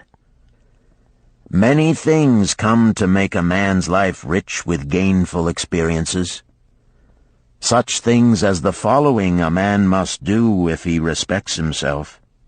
He must pay his debts with all the promptness within his power, not purchasing that for which he is unable to pay. He must take care of his family, that they may think and speak well of him. He must make a will of record, that in case the gods call him, proper and honorable division of his property be accomplished. He must have compassion upon those who are injured and smitten by misfortune, and aid them within reasonable limits. He must do deeds of thoughtfulness to those dear to him. Thus, the 7th and last remedy for a lean purse is to cultivate thy own powers, to study and become wiser, to become more skillful, to so act as to respect thyself. Thereby shalt thou acquire confidence in thyself to achieve thy carefully considered desires. These, then, are the 7 cures for a lean purse, which, out of the experience of a long and successful life, I do urge for all men who desire wealth. There is more gold in Babylon, my students, than thou dreamest of. There is abundance for all. Go thou forth and practice these truths, that thou mayest prosper and grow wealthy, as is thy right. Go thou forth and teach these truths, that every honorable subject of his majesty may also share liberally in the ample wealth of our beloved city. Chapter 4. Meet the Goddess of Good Luck. Babylonian proverb. If a man be lucky, there is no foretelling the possible extent of his good fortune. Pitch him into the Euphrates, and like as not he will swim out with a pearl in his hand. The desire to be lucky is universal. It was just as strong in the breasts of men 4,000 years ago in ancient Babylon as it is in the hearts of men today. We all hope to be favored by the whimsical goddess of good luck. Is there some way we can meet her and attract not only her favorable attention, but her generous favors? Is there a way to attract good luck? That is just what the men of ancient Babylon wished to know. It is exactly what they decided to find out. They were shrewd men and keen thinkers. That explains why their city became the richest and most powerful city of their time. In that distant past, they had no schools or colleges. Nevertheless, they had a center of learning, and a very practical one it was. Among the towered buildings in Babylon was one that ranked in importance with the palace of the king, the hanging gardens, and the temples of the gods.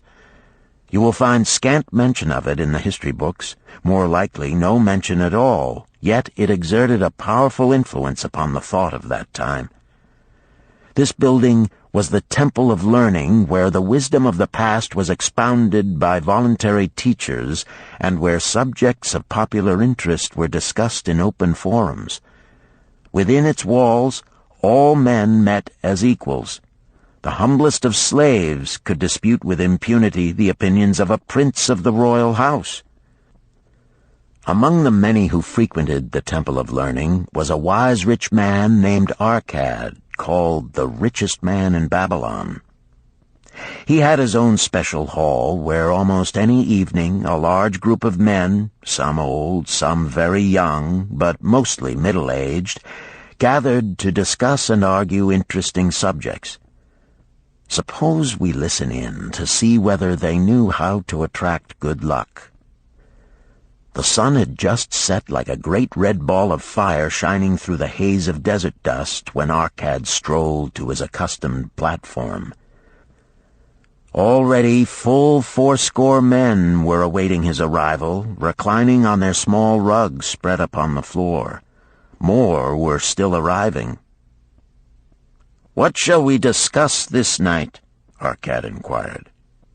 After a brief hesitation, a tall cloth weaver addressed him, arising as was the custom. "I have a subject I would like to hear discussed, yet hesitate to offer, lest it seem ridiculous to you, Arcad, and my good friends here." Upon being urged to offer it, both by Arcad and by calls from the others, he continued, "This day I have been lucky, for I have found a purse in which there are pieces of gold. To continue to be lucky is my great desire. Feeling that all men share with me this desire, I do suggest we debate how to attract good luck, that we may discover ways it can be enticed to one."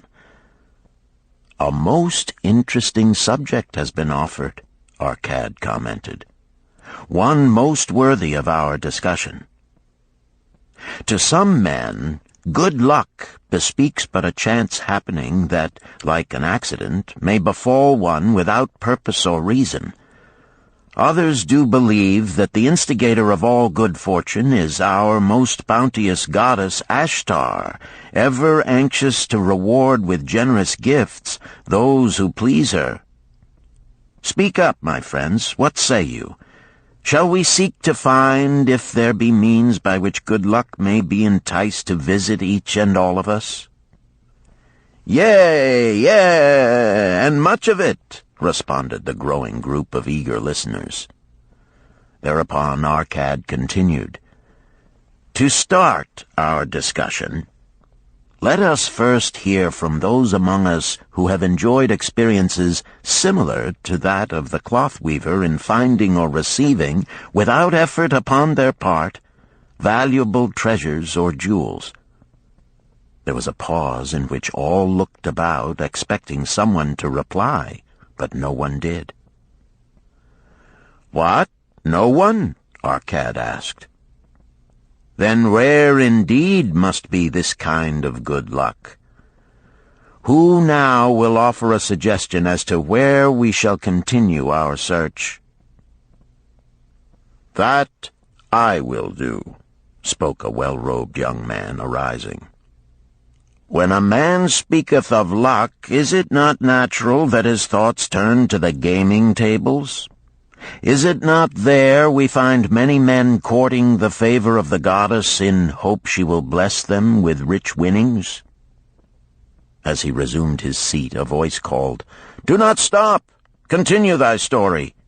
Tell us, didst thou find favor with the goddess at the gaming tables? Did she turn the cubes with red side up, so thou filled thy purse at the dealer's expense? Or did she permit the blue sides to come up, so the dealer raked in thy hard-earned pieces of silver?" The young man joined the good-natured laughter, then replied, "I am not averse to admitting she seemed not to know I was even there. But how about the rest of you? Have you found her waiting about such places to roll the cubes in your favor? We are eager to hear as well as to learn." "A wise start," broke in Arcad. "We meet here to consider all sides of each question. To ignore the gaming table would be to overlook an instinct common to most men, the love of taking a chance with a small amount of silver in the hope of winning much gold." "That doth remind me of the races but yesterday," called out another listener. "If the goddess frequents the gaming tables, certainly she does not overlook the races where the gilded chariots and the foaming horses offer far more excitement.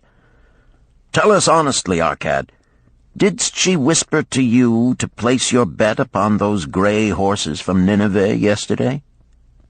I was standing just behind thee, and could scarce believe my ears when I heard thee place thy bet upon the grays. Thou knowest as well as any of us that no team in all Assyria can beat our beloved bays in a fair race.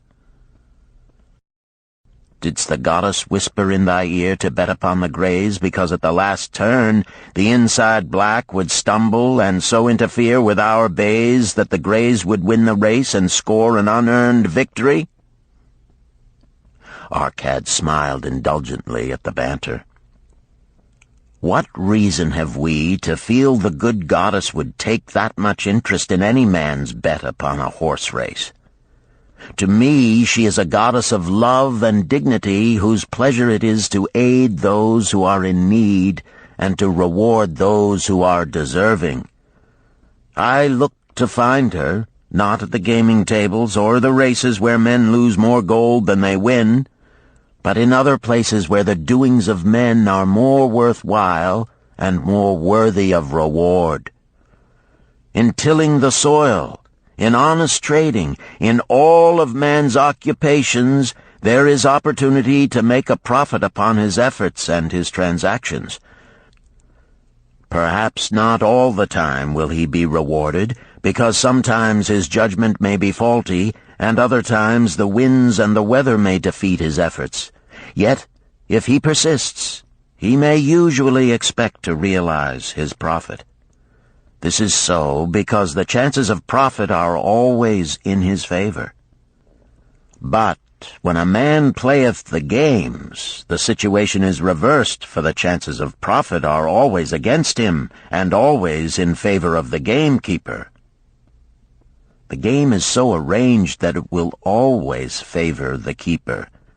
It is his business at which he plans to make a liberal profit for himself from the coins bet by the players.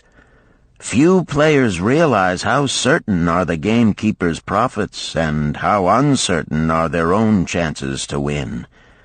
For example, let us consider wagers placed upon the cube. Each time it is cast, we bet which side will be uppermost. If it be the red side, the game master pays to us 4 times our bet. But if any other of the 5 sides come uppermost, we lose our bet. Thus, the figures show that for each cast we have 5 chances to lose, But because the red pays 4 for 1, we have 4 chances to win. In a night's play, the game master can expect to keep for his profit 1/5 of all the coins wagered. Can a man expect to win more than occasionally against odds so arranged that he should lose 1/5 of all his bets? Yet some men do win large sums at times, volunteered one of the listeners. Quite so, they do, Arcad continued. Realizing this, the question comes to me whether money secured in such ways brings permanent value to those who are thus lucky.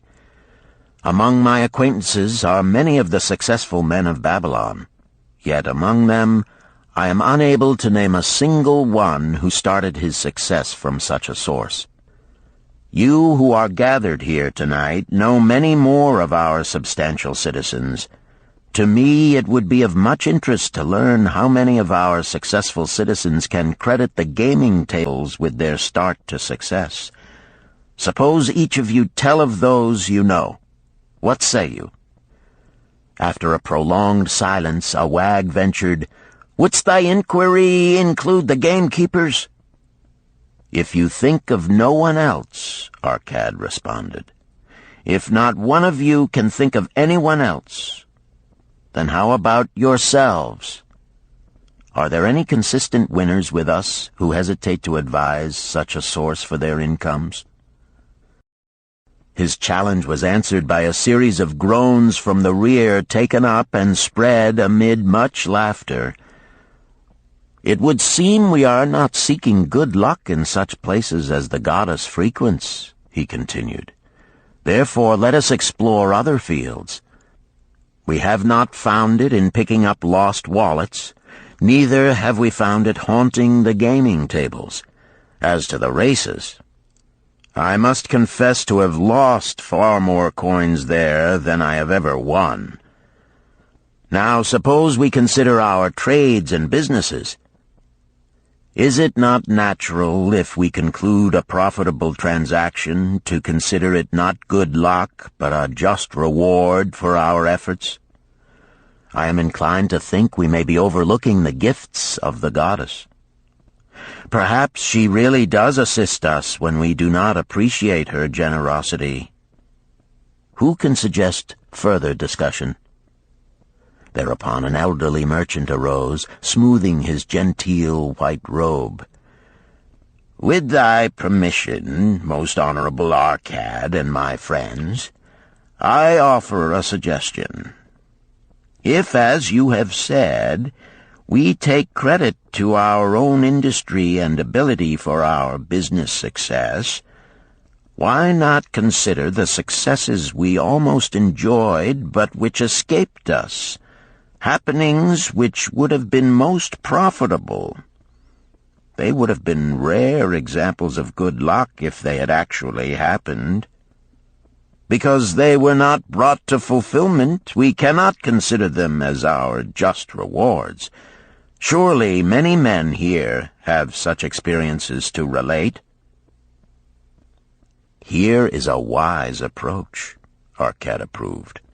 "Who among you have had good luck within your grasp only to see it escape?" Many hands were raised, among them that of the merchant. Arcad motioned to him to speak.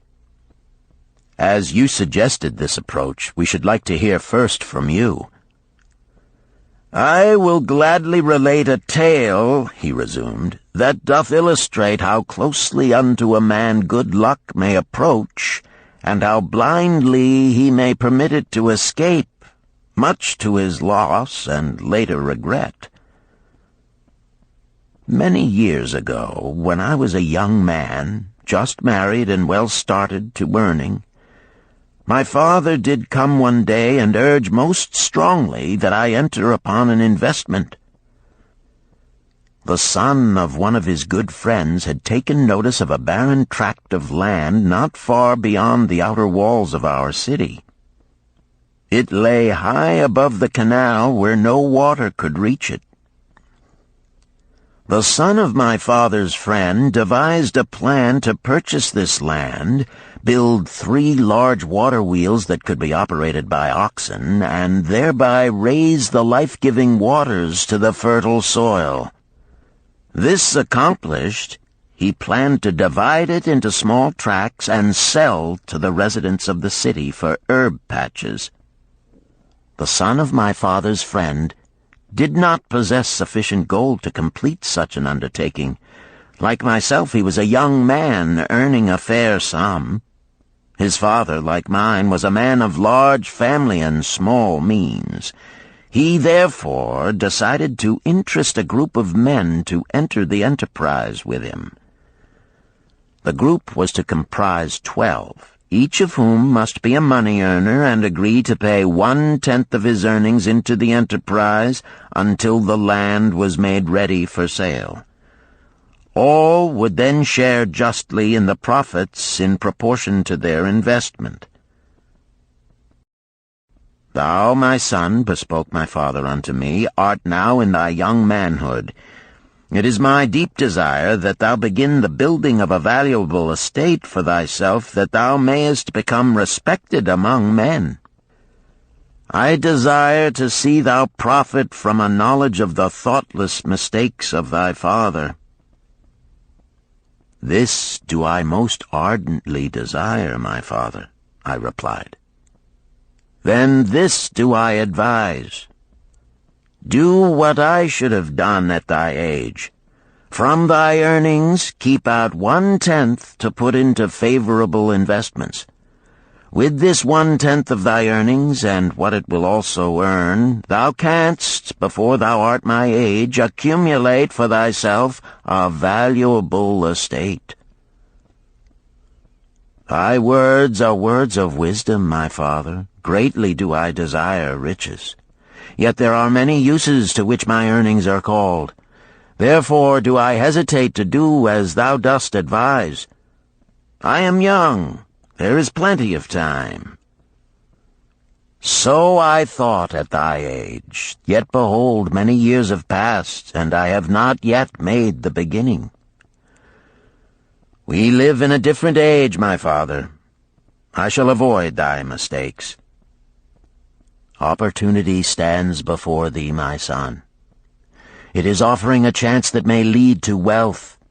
I beg of thee, do not delay. Go upon the morrow to the son of my friend, and bargain with him to pay 10% of thy earnings into this investment. Go promptly upon the morrow. Opportunity waits for no man. Today it is here, soon it is gone, therefore delay not." In spite of the advice of my father, I did hesitate. There were beautiful new robes just brought by the tradesmen from the East, robes of such richness and beauty my good wife and I felt we must each possess one. Should I agree to pay 1/10 of my earnings into the enterprise, we must deprive ourselves of these and other pleasures we dearly desired. I delayed making a decision until it was too late, much to my subsequent regret. The enterprise did prove to be more profitable than any man had prophesied. This is my tale, showing how I did permit good luck to escape. In this tale, we see how good luck waits to come to that man who accepts opportunity, commented a swarthy man of the desert. To the building of an estate, there must always be the beginning. That start may be a few pieces of gold or silver which a man diverts from his earnings to his first investment. I, myself, am the owner of many herds. The start of my herds I did begin when I was a mere boy, and did purchase with 1 piece of silver a young calf. This, being the beginning of my wealth, was of great importance to me. To take his first start to building an estate is as good luck as can come to any man. With all men, that first step, which changes them from men who earn from their own labor to men who draw dividends from the earnings of their gold, is important. Some fortunately take it when young and thereby outstrip in financial success those who do take it later, or those unfortunate men, like the father of this merchant, who never take it. Had our friend the merchant taken this step in his early manhood when this opportunity came to him, this day he would be blessed with much more of this world's goods. Should the good luck of our friend the cloth weaver cause him to take such a step at this time, it will indeed be but the beginning of much greater good fortune. "Thank you. I like to speak also," a stranger from another country arose. "I am a Syrian. Not so well do I speak your tongue. I wish to call this friend, the merchant, a name. Maybe you think it not polite, this name. Yet I wish to call him that. But, alas, I not know your word for it. If I do call it in Syrian, you will not understand. Therefore, please, some good gentleman, tell me that right name you call man who puts off doing those things that mighty good for him." "Procrastinator!" called a voice. "That's him!" shouted the Syrian, waving his hands excitedly. "He accepts not opportunity when she comes. He waits. He says, I have much business right now. By and by I talk to you. Opportunity she will not wait for such slow fellow. She thinks if a man desires to be lucky he will step quick. Any man who not step quick when opportunity comes. He, big procrastinator like our friend, this merchant." The merchant arose and bowed good-naturedly in response to the laughter. "My admiration to thee, stranger within our gates, who hesitates not to speak the truth." And now let us hear another tale of opportunity. "Who has for us another experience?" demanded Arcad. "I have," responded a red-robed man of middle age. "I am a buyer of animals, mostly camels and horses. Sometimes I do also buy the sheep and goats. The tale I am about to relate will tell truthfully how opportunity came one night when I did least expect it. Perhaps for this reason I did let it escape. Of this you shall be the judge. Returning to the city one evening after a disheartening 10 days' journey in search of camels, I was much angered to find the gates of the city closed and locked. While my slaves spread our tent for the night, which we looked to spend with little food and no water, I was approached by an elderly farmer who, like ourselves, found himself locked outside. "Honored sir," he addressed me, "from thy appearance I do judge thee to be a buyer. If this be so, much would I like to sell to thee the most excellent flock of sheep just driven up. Alas, my good wife lies very sick with the fever. I must return with all haste. Buy thou my sheep, that I and my slaves may mount our camels and travel back without delay." So dark it was that I could not see his flock, but from the bleating I did know it must be large. Having wasted 10 days searching for camels I could not find, I was glad to bargain with him. In his anxiety he did set a most reasonable price. I accepted, well knowing my slaves could drive the flock through the city gates in the morning and sell at a substantial profit. The bargain concluded, I called my slaves to bring torches that we might count the flock which the farmer declared to contain 900. I shall not burden you, my friends, with a description of our difficulty in attempting to count so many thirsty, restless, milling sheep. It proved to be an impossible task. Therefore, I bluntly informed the farmer I would count them at daylight and pay him then. "Please, most honorable sir," he pleaded, Pay me but 2/3 of the price tonight, that I may be on my way. I will leave my most intelligent and educated slave to assist to make the count in the morning. He is trustworthy, and to him thou canst pay the balance." But I was stubborn and refused to make payment that night. Next morning, before I awoke, the city gates opened, and 4 buyers rushed out in search of flocks. They were most eager and willing to pay high prices because the city was threatened with siege and food was not plentiful. Nearly 3 times the price at which he had offered the flock to me did the old farmer receive for it. Thus was rare good luck allowed to escape. "Here is a tale most unusual," commented Arcad. "What wisdom doth it suggest?"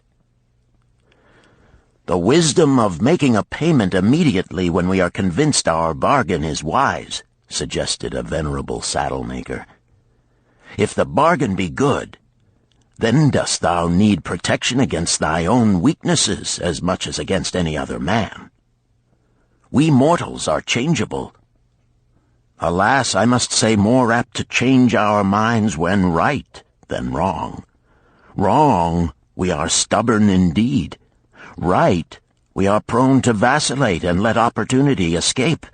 My first judgment is my best. Yet always have I found it difficult to compel myself to proceed with a good bargain when made. Therefore, as a protection against my own weaknesses, I do make a prompt deposit thereon. This doth save me from later regrets for the good luck that should have been mine." "Thank you. Again I like to speak." The Syrian was upon his feet once more. "These tales much alike. Each time opportunity fly away for same reason. Each time she come to procrastinator, bringing good plan. Each time they hesitate, not say, right now, best time, I do it quick. How can men succeed that way?" "Wise are thy words, my friend," responded the buyer. "Good luck fled from procrastination in both these tales. Yet this is not unusual. The spirit of procrastination is within all men. We desire riches, yet how often, when opportunity doth appear before us, that spirit of procrastination from within doth urge various delays in our acceptance. In listening to it, we do become our own worst enemies. In my younger days, I did not know it by this long word our friend from Syria doth enjoy. I did think at first it was my own poor judgment that did cause me loss at many profitable trades. Later I did credit it to my stubborn disposition. At last I did recognize it for what it was, a habit of needless delaying where action was required, action prompt and decisive. How I did hate it when its true character stood revealed. With the bitterness of a wild ass hitched to a chariot, I did break loose from this enemy to my success. "Thank you. I like ask question from Mr. Merchant," the Syrian was speaking. "You wear fine robes, not like those of poor man. You speak like successful man. Tell us, do you listen now when procrastination whispers in your ear?" "Like our friend the buyer, I also had to recognize and conquer procrastination," responded the merchant. "To me, it proved to be an enemy ever watching and waiting to thwart my accomplishments. The tale I did relate is but one of many similar instances I could tell to show how it drove away my opportunities. 'Tis not difficult to conquer once understood. No man willingly permits the thief to rob his bins of grain, nor does any man willingly permit an enemy to drive away his customers and rob him of his profits. When once I did recognize that such acts as these my enemy was committing, with determination I conquered him. So must every man master his own spirit of procrastination before he can expect to share in the rich treasures of Babylon. What sayest, Arcad? Because thou art the richest man in Babylon, many do proclaim thee to be the luckiest. Dost agree with me that no man can arrive at a full measure of success until he hath completely crushed the spirit of procrastination within him? It is even as thou sayest, Arcad admitted. During my long life, I have watched generation following generation, marching forward along those avenues of trade, science, and learning that lead to success in life. Opportunities came to all these men. Some grasped theirs and moved steadily to the gratification of their deepest desires, but the majority hesitated, faltered, and fell behind. Arcad turned to the cloth weaver. Thou didst suggest that we debate good luck. Let us hear what thou now thinkest upon the subject. I do see good luck in a different light. I had thought of it as something most desirable that might happen to a man without effort upon his part. Now I do realize such happenings are not the sort of thing one may attract to himself. From our discussion have I learned that to attract good luck to oneself, it is necessary to take advantage of opportunities. Therefore, in the future, I shall endeavor to make the best of such opportunities as do come to me. Thou hast well grasped the truths brought forth in our discussion, Arcad replied. Good luck, we do find, often follows opportunity, but seldom comes otherwise. Our merchant friend would have found great good luck had he accepted the opportunity the good goddess did present to him. Our friend the buyer likewise would have enjoyed good luck had he completed the purchase of the flock and sold at such a handsome profit. We did pursue this discussion to find a means by which good luck could be enticed to us. I feel that we have found the way. Both the tales did illustrate how good luck follows opportunity. Herein lies a truth that many similar tales of good luck, won or lost, could not change. The truth is this: good luck can be enticed by accepting opportunity. Those eager to grasp opportunities for their betterment do attract the interest of the good goddess. She is ever anxious to aid those who please her. Men of action please her best. Action will lead thee forward to the successes thou dost desire. Men of action are favored by the goddess of good luck.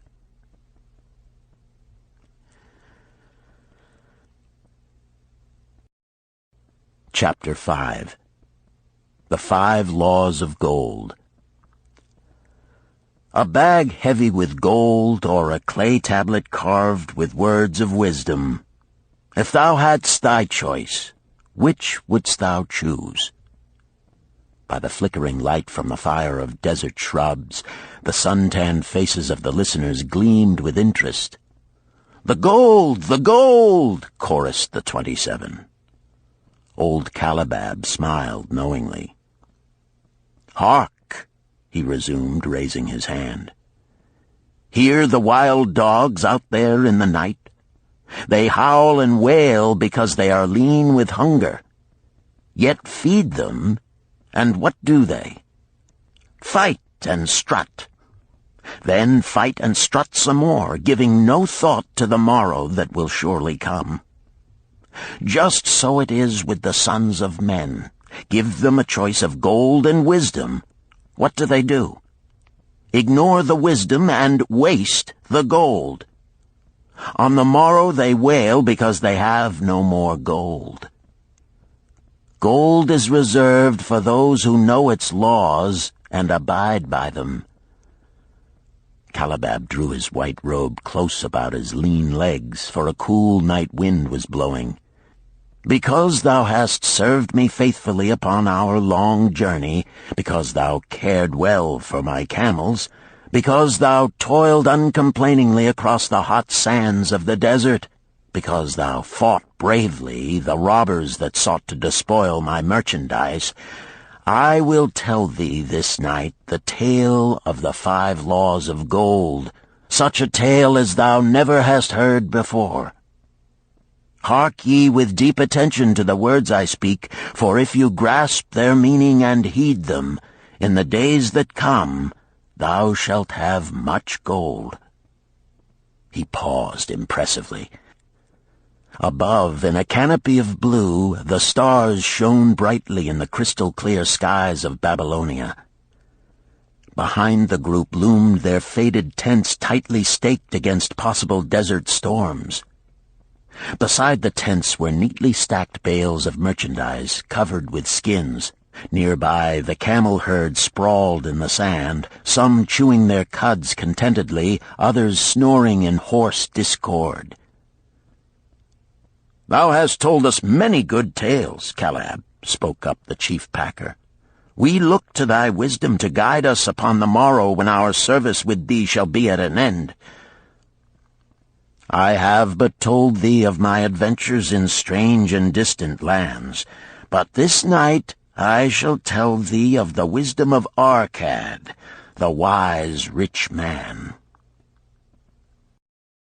"Much have we heard of him," acknowledged the chief packer, "for he was the richest man that ever lived in Babylon." "The richest man he was, and that because he was wise in the ways of gold, even as no man had ever been before him. This night shall I tell you of his great wisdom as it was told to me by Nomasir, his son, many years ago in Nineveh, when I was but a lad. My master and myself had tarried long into the night in the palace of Nomasir. I had helped my master bring great bundles of fine rugs, each one to be tried by Nomasir until his choice of colors was satisfied. At last he was well pleased, and commanded us to sit with him and to drink a rare vintage, odorous to the nostrils and most warming to my stomach, which was unaccustomed to such a drink. Then did he tell us this tale of the great wisdom of Arkad, his father, even as I shall tell it to you. In Babylon it is the custom, as you know, that the sons of wealthy fathers live with their parents in expectation of inheriting the estate. Arkad did not approve of this custom. Therefore, when Nomasir reached the man's estate, he sent for the young man and addressed him. "My son, it is my desire that thou succeed to my estate. Thou must, however, first prove that thou art capable of wisely handling it. Therefore, I wish that thou go out into the world and show thy ability both to acquire gold and to make thyself respected among men. To start thee well, I will give thee 2 things of which I myself was denied when I started as a poor youth to build up a fortune. First, I give thee this bag of gold. If thou use it wisely, it will be the basis of thy future success. Second, I give thee this clay tablet upon which is carved the 5 laws of gold. If thou dost but interpret them in thy own acts, they shall bring thee competence and security. 10 years from this day come thou back to the house of thy father and give account of thyself. If thou prove worthy, I will then make thee the heir to my estate. Otherwise I will give it to the priests that they may barter for my soul the kind consideration of the gods." So Nomasir went forth to make his own way, taking his bag of gold the clay tablet carefully wrapped in silken cloth, his slave, and the horses upon which they rode. The 10 years passed, and Nomasir, as he had agreed, returned to the house of his father, who provided a great feast in his honor, to which he invited many friends and relatives. After the feast was over, the father and mother mounted their throne-like seats at one side of the great hall, and Nomasir stood before them to give an account of himself as he had promised his father. It was evening. The room was hazy with smoke from the wicks of the oil lamps that but dimly lighted it. Slaves in white woven jackets and tunics fanned the humid air rhythmically with long-stemmed palm leaves. A stately dignity colored the scene.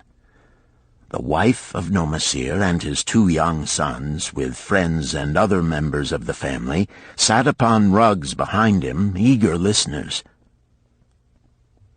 "My father," he began deferentially, "I bow before thy wisdom. 10 years ago, when I stood at the gates of manhood, thou bade me go forth and become a man among men, instead of remaining a vassal to thy fortune. Thou gave me liberally of thy gold. Thou gave me liberally of thy wisdom. Of the gold, alas, I must admit of a disastrous handling.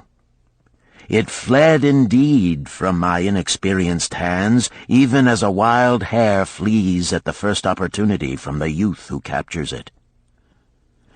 The father smiled indulgently. "Continue, my son. Thy tale interests me in all its details." I decided to go to Nineveh, as it was a growing city, believing that I might find there opportunities.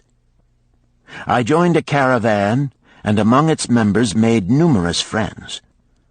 2 well-spoken men who had a most beautiful white horse, as fleet as the wind, were among these.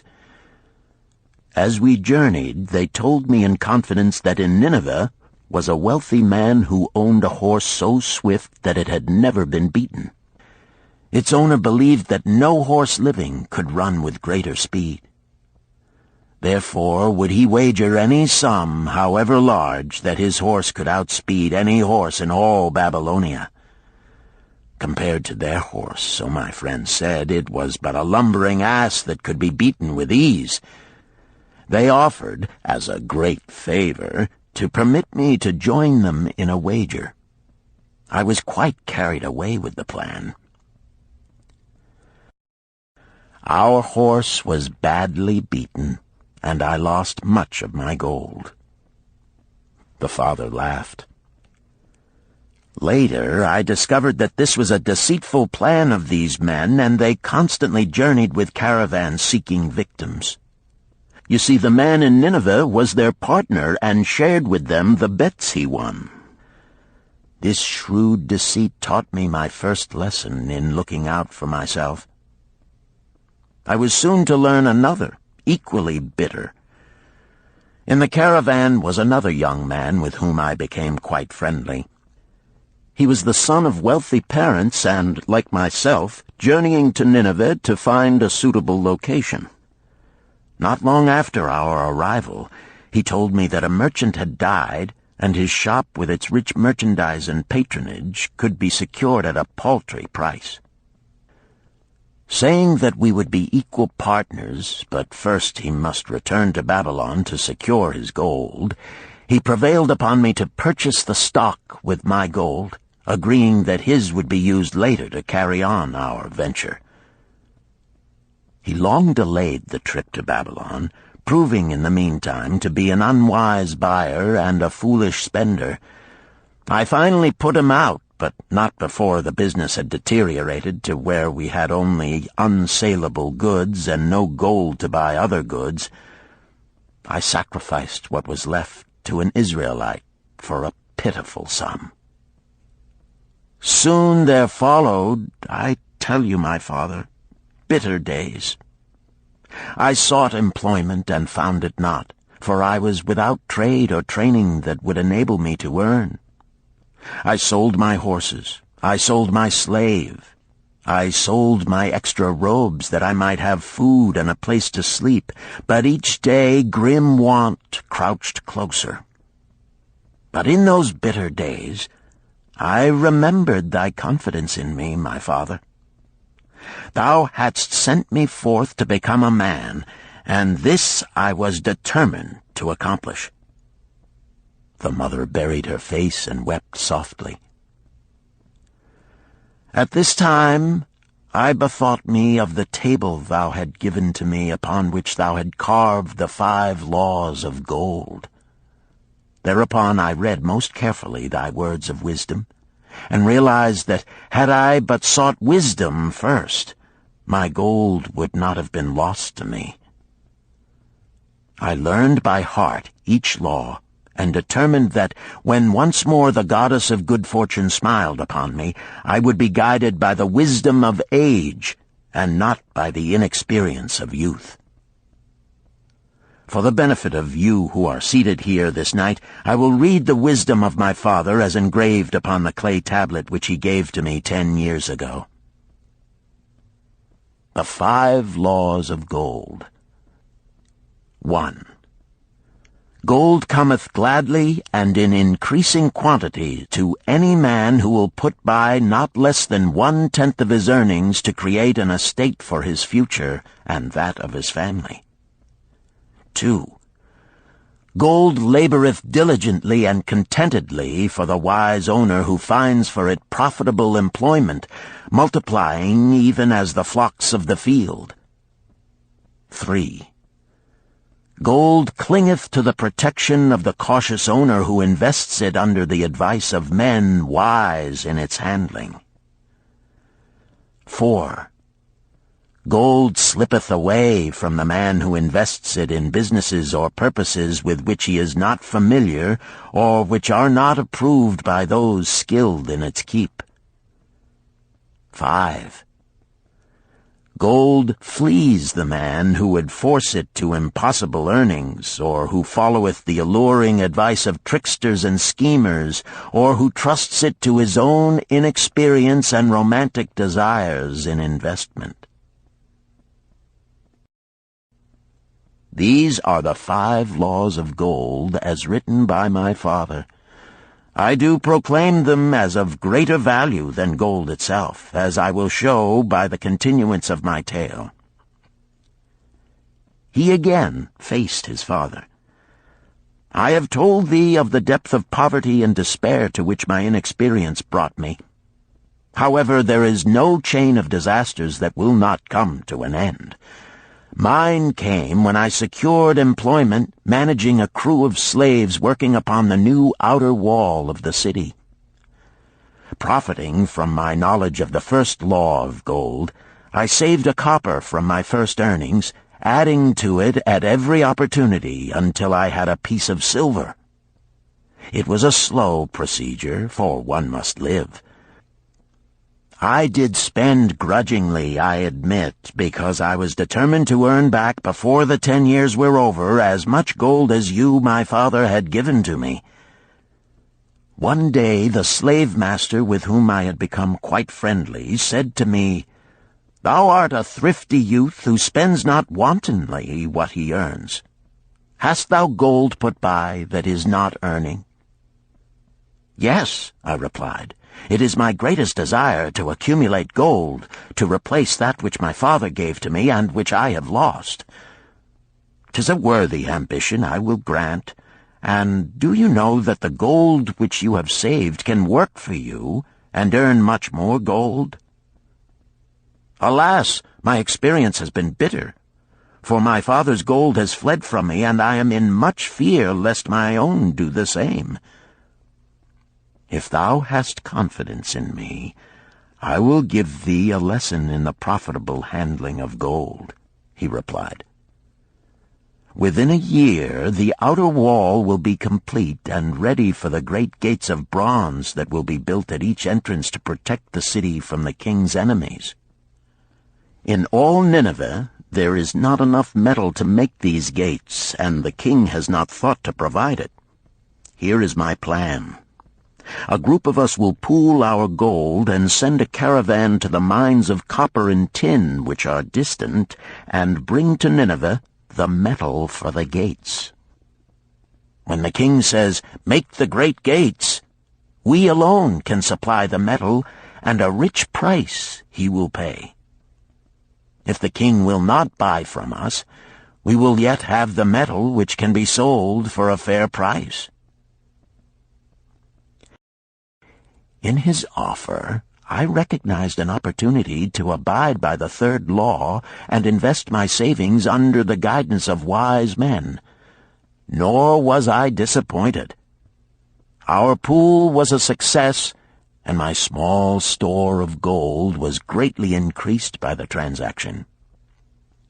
In due time I was accepted as a member of this same group in other ventures. They were men wise in the profitable handling of gold. They talked over each plan presented with great care before entering upon it. They would take no chance on losing their principal or tying it up in unprofitable investments from which their gold could not be recovered. Such foolish things as the horse race and the partnership into which I had entered with my inexperience would have had scant consideration with them. They would have immediately pointed out their weaknesses. Through my association with these men, I learned to safely invest gold to bring profitable returns. As the years went on, my treasure increased more and more rapidly. I not only made back as much as I lost, but much more. Through my misfortunes, my trials, and my success, I have tested time and again the wisdom of the 5 laws of gold, my father, and have proven them true in every test. To him who is without knowledge of the 5 laws, gold comes not often, and goeth away quickly. But to him who abide by the 5 laws, gold comes and works as his dutiful slave. Nomasir ceased speaking and motioned to a slave in the back of the room. The slave brought forward one at a time 3 heavy leather bags. One of these Nomasir took and placed upon the floor before his father, addressing him again. "Thou didst give to me a bag of gold, Babylon gold. Behold, in its place I do return to thee a bag of Nineveh gold of equal weight, an equal exchange, as all will agree. Thou didst give to me a clay tablet inscribed with wisdom. Behold, in its stead I do return 2 bags of gold." So saying, he took from the slave the other 2 bags, and likewise placed them upon the floor before his father. "This I do to prove to thee, my father, of how much greater value I consider thy wisdom than thy gold. Yet who can measure in bags of gold the value of wisdom? Without wisdom, gold is quickly lost by those who have it. But with wisdom, gold can be secured by those who have it not, as these 3 bags of gold do prove. It does indeed give to me the deepest satisfaction, my father, to stand before thee and say that, because of thy wisdom, I have been able to become rich and respected before men." The father placed his hand fondly upon the head of Nomasir. "Thou hast learned well thy lessons, and I am indeed fortunate to have a son to whom I may entrust my wealth." Calibab ceased his tale and looked critically at his listeners. "What means this to thee, this tale of Nomasir?" he continued.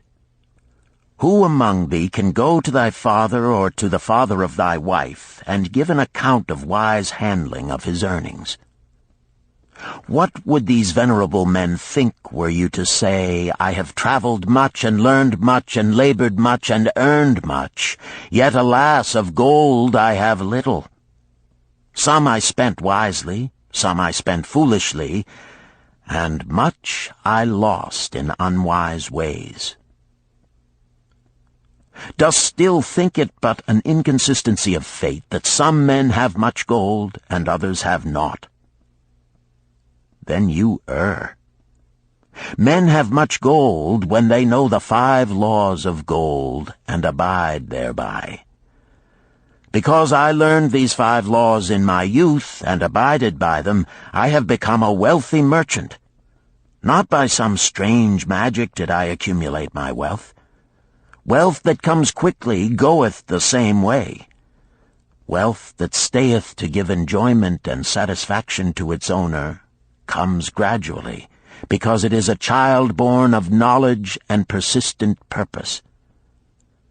To earn wealth is but a slight burden upon the thoughtful man. Bearing the burden consistently from year to year accomplishes the final purpose. The 5 laws of gold offer to thee a rich reward for their observance.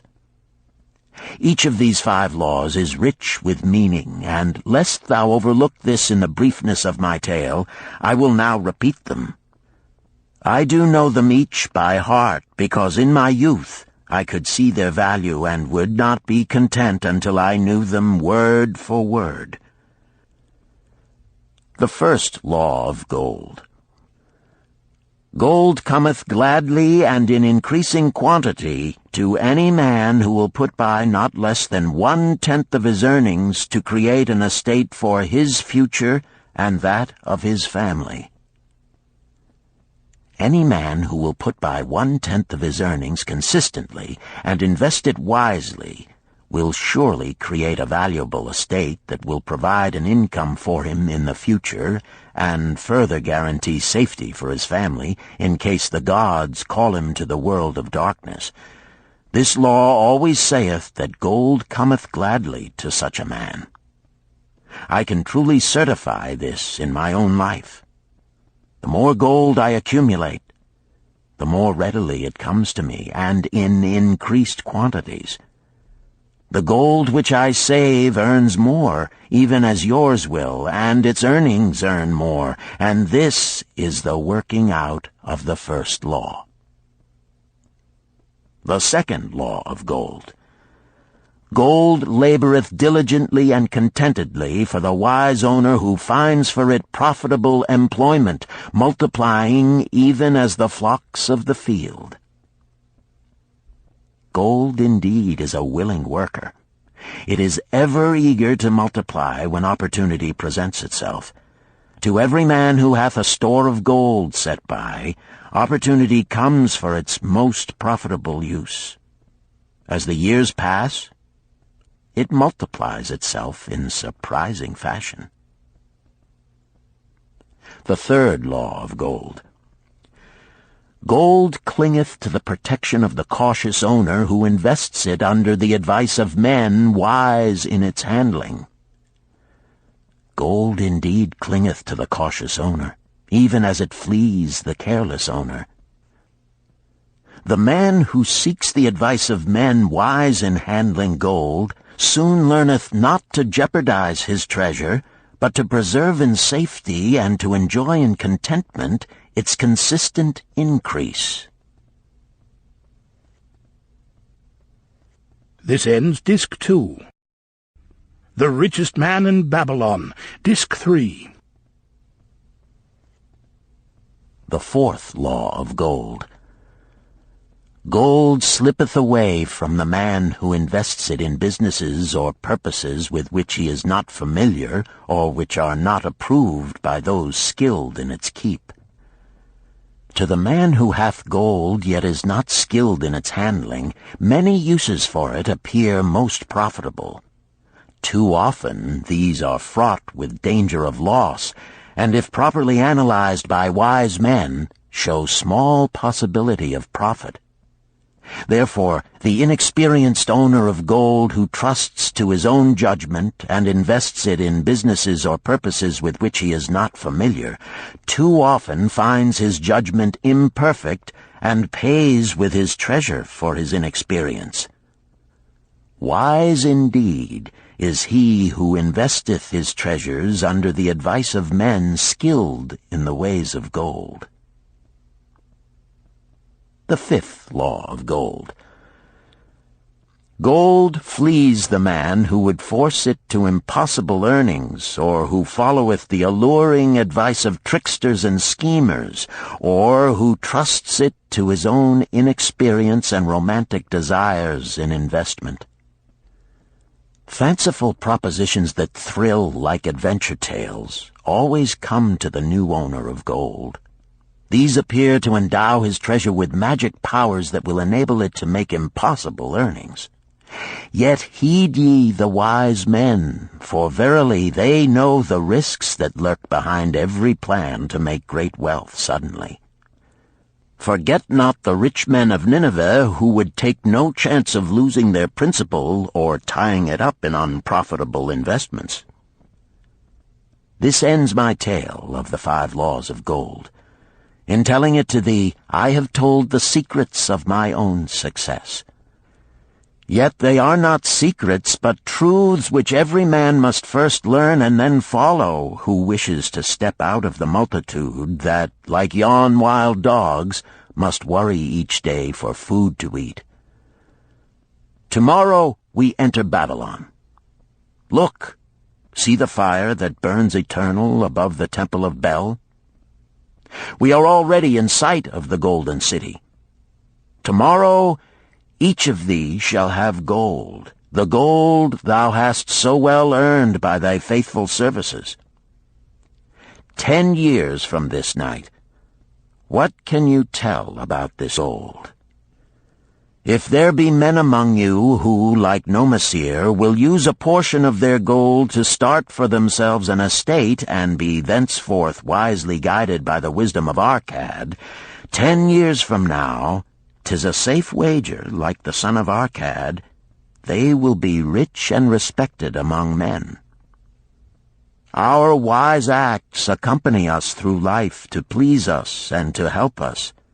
Just as surely our unwise acts follow us to plague and torment us. Alas, they cannot be forgotten. In the front rank of the torments that do follow us are the memories of the things we should have done, of the opportunities which came to us, and we took not. Rich are the treasures of Babylon. So rich no man can count their value in pieces of gold. Each year they grow richer and more valuable. Like the treasures of every land, they are a reward, a rich reward awaiting those men of purpose who determine to secure their just share.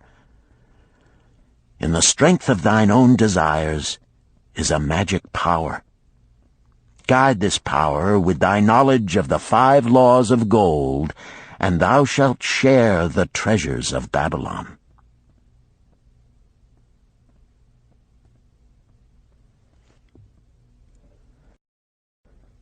Chapter 6.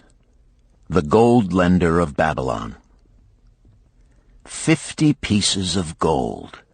Never before had Rodan, the spearmaker of old Babylon, carried so much gold in his leather wallet. Happily down the king's highway from the palace of his most liberal majesty he strode. Cheerfully the gold clinked as the wallet at his belt swayed with each step, the sweetest music he had ever heard. 50 pieces of gold, all his. He could hardly realize his good fortune.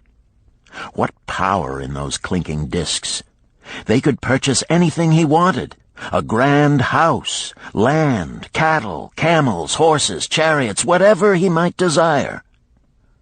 What use should he make of it?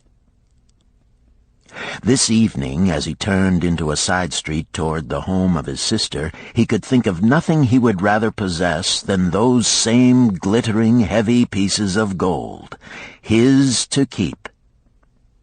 It was upon an evening some days later that a perplexed Rodan entered the shop of Mathon, the lender of gold and dealer in jewels and rare fabrics. Glancing neither to the right nor the left at the colorful articles artfully displayed, he passed through to the living quarters at the rear. Here he found the genteel Mathon lounging upon a rug partaking of a meal served by a black slave. I would counsel with thee, for I know not what to do." Rodan stood stolidly, feet apart, hairy breast exposed by the gaping front of his leather jacket. Mathon's narrow, sallow face smiled a friendly greeting. "What indiscretions hast thou done that thou shouldst seek the lender of gold? Hast been unlucky at the gaming table? Or hath some plump dame entangled thee?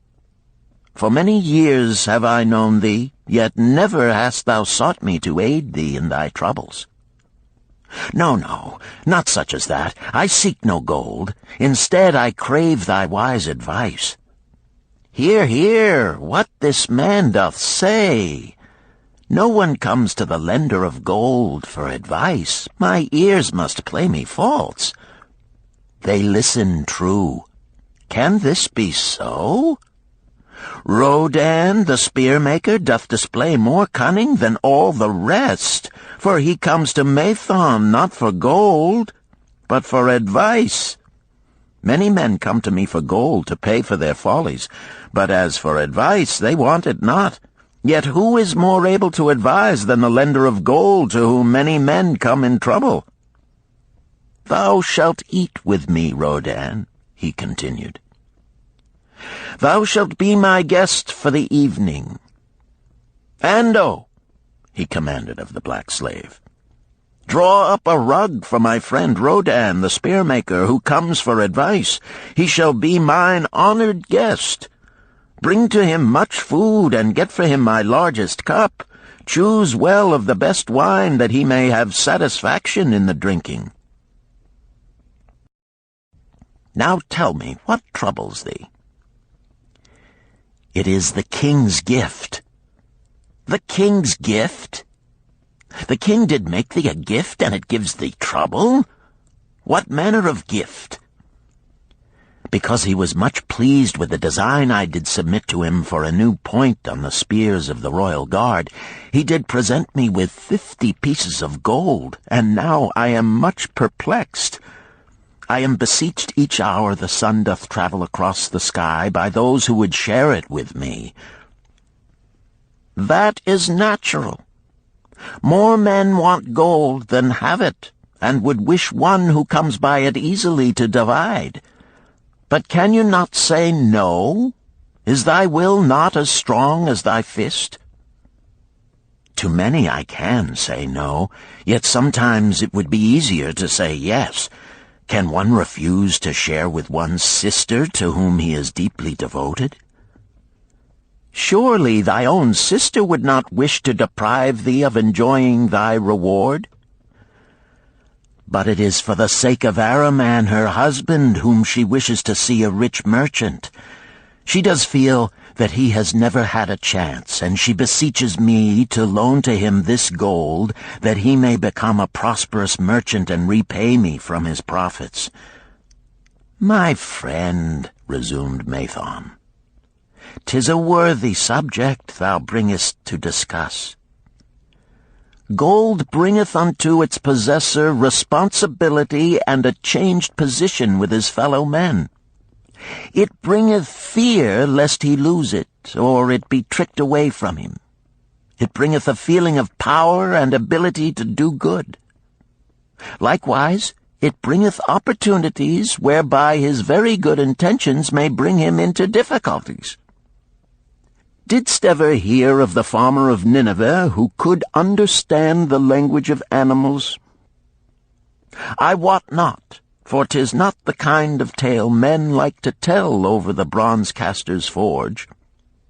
I will tell it to thee, for thou shouldst know that to borrowing and lending there is more than the passing of gold from the hands of one to the hands of another. This farmer, who could understand what the animals said to each other, did linger in the farmyard each evening just to listen to their words. One evening he did hear the ox bemoaning to the ass the hardness of his lot. I do labor pulling the plough from morning until night, no matter how hot the day, or how tired my legs, or how the bow doth chafe my neck, still must I work. But you are a creature of leisure. You are trapped with a colorful blanket and do nothing more than carry our master about where he wishes to go. When he goes nowhere, you do rest and eat the green grass all the day." Now the ass, in spite of his vicious heels, was a goodly fellow and sympathized with the ox.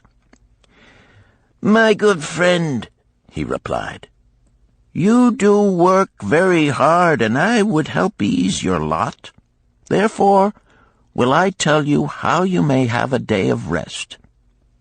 In the morning, when the slave comes to fetch you to the plough, lie upon the ground and bellow much, that he may say you are sick and cannot work."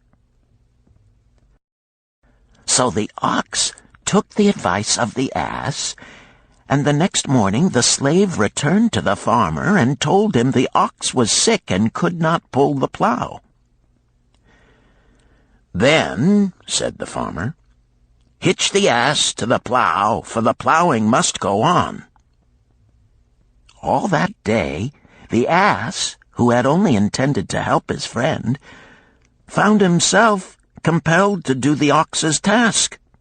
When night came and he was released from the plough, his heart was bitter, and his legs were weary, and his neck was sore where the bow had chafed it.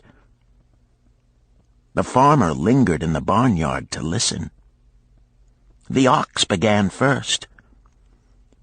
"You are my good friend. Because of your wise advice, I have enjoyed a day of rest." "And I," retorted the ass, "am like many another simple-hearted one who starts to help a friend and ends up by doing his task for him.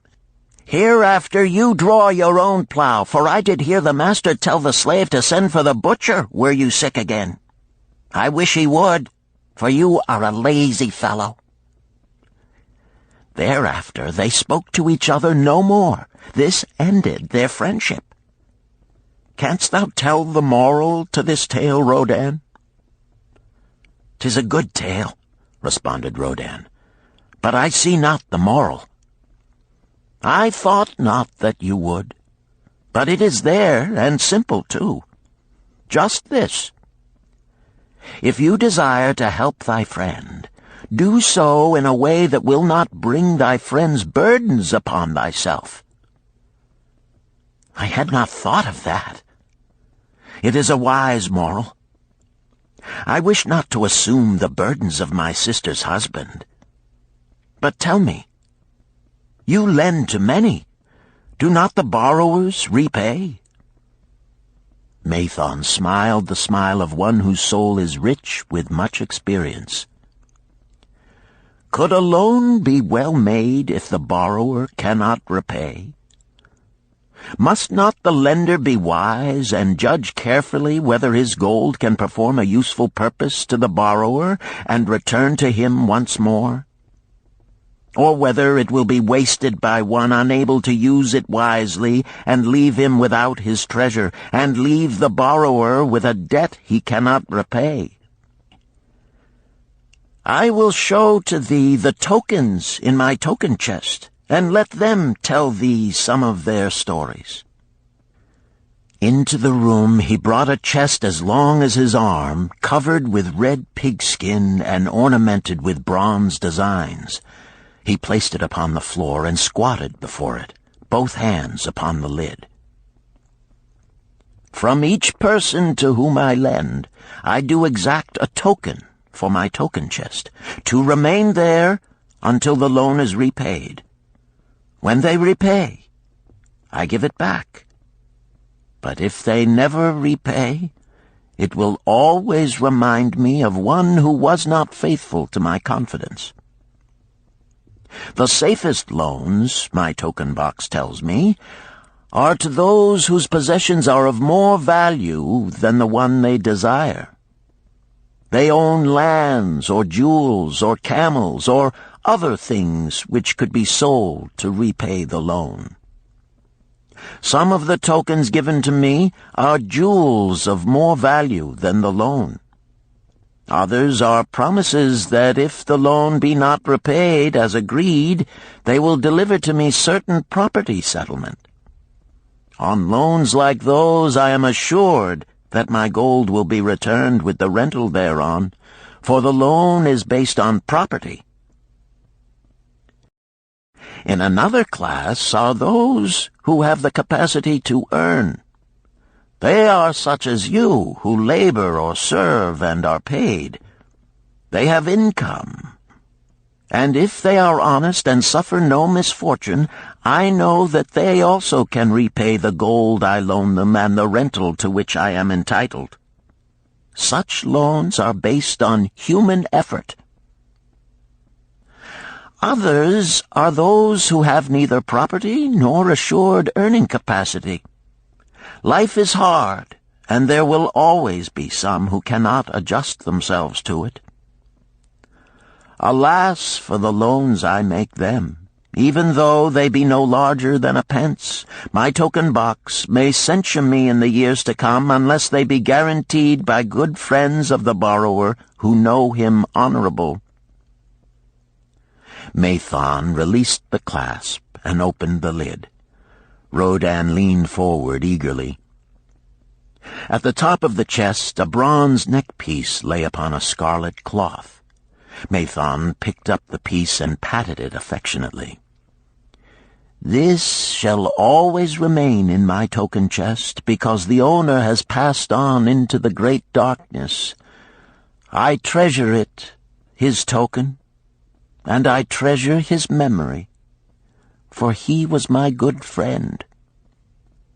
We traded together with much success until out of the East he brought a woman to wed, beautiful, but not like our women, a dazzling creature. He spent his gold lavishly to gratify her desires. He came to me in distress when his gold was gone. I counseled with him. I told him I would help him to once more master his own affairs. He swore by the sign of the great bull that he would. But it was not to be. In a quarrel, she thrust a knife into the heart he dared her to pierce."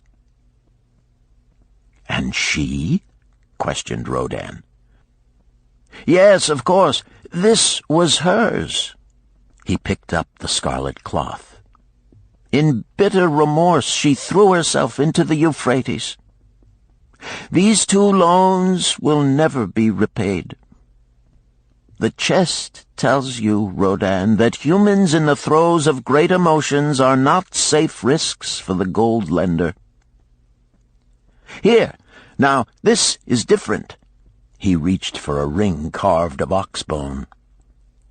"This belongs to a farmer. I buy the rugs of his women. The locusts came, and they had not food. I helped him, and when the new crop came, he repaid me. Later he came again and told of strange goats in a distant land, as described by a traveler.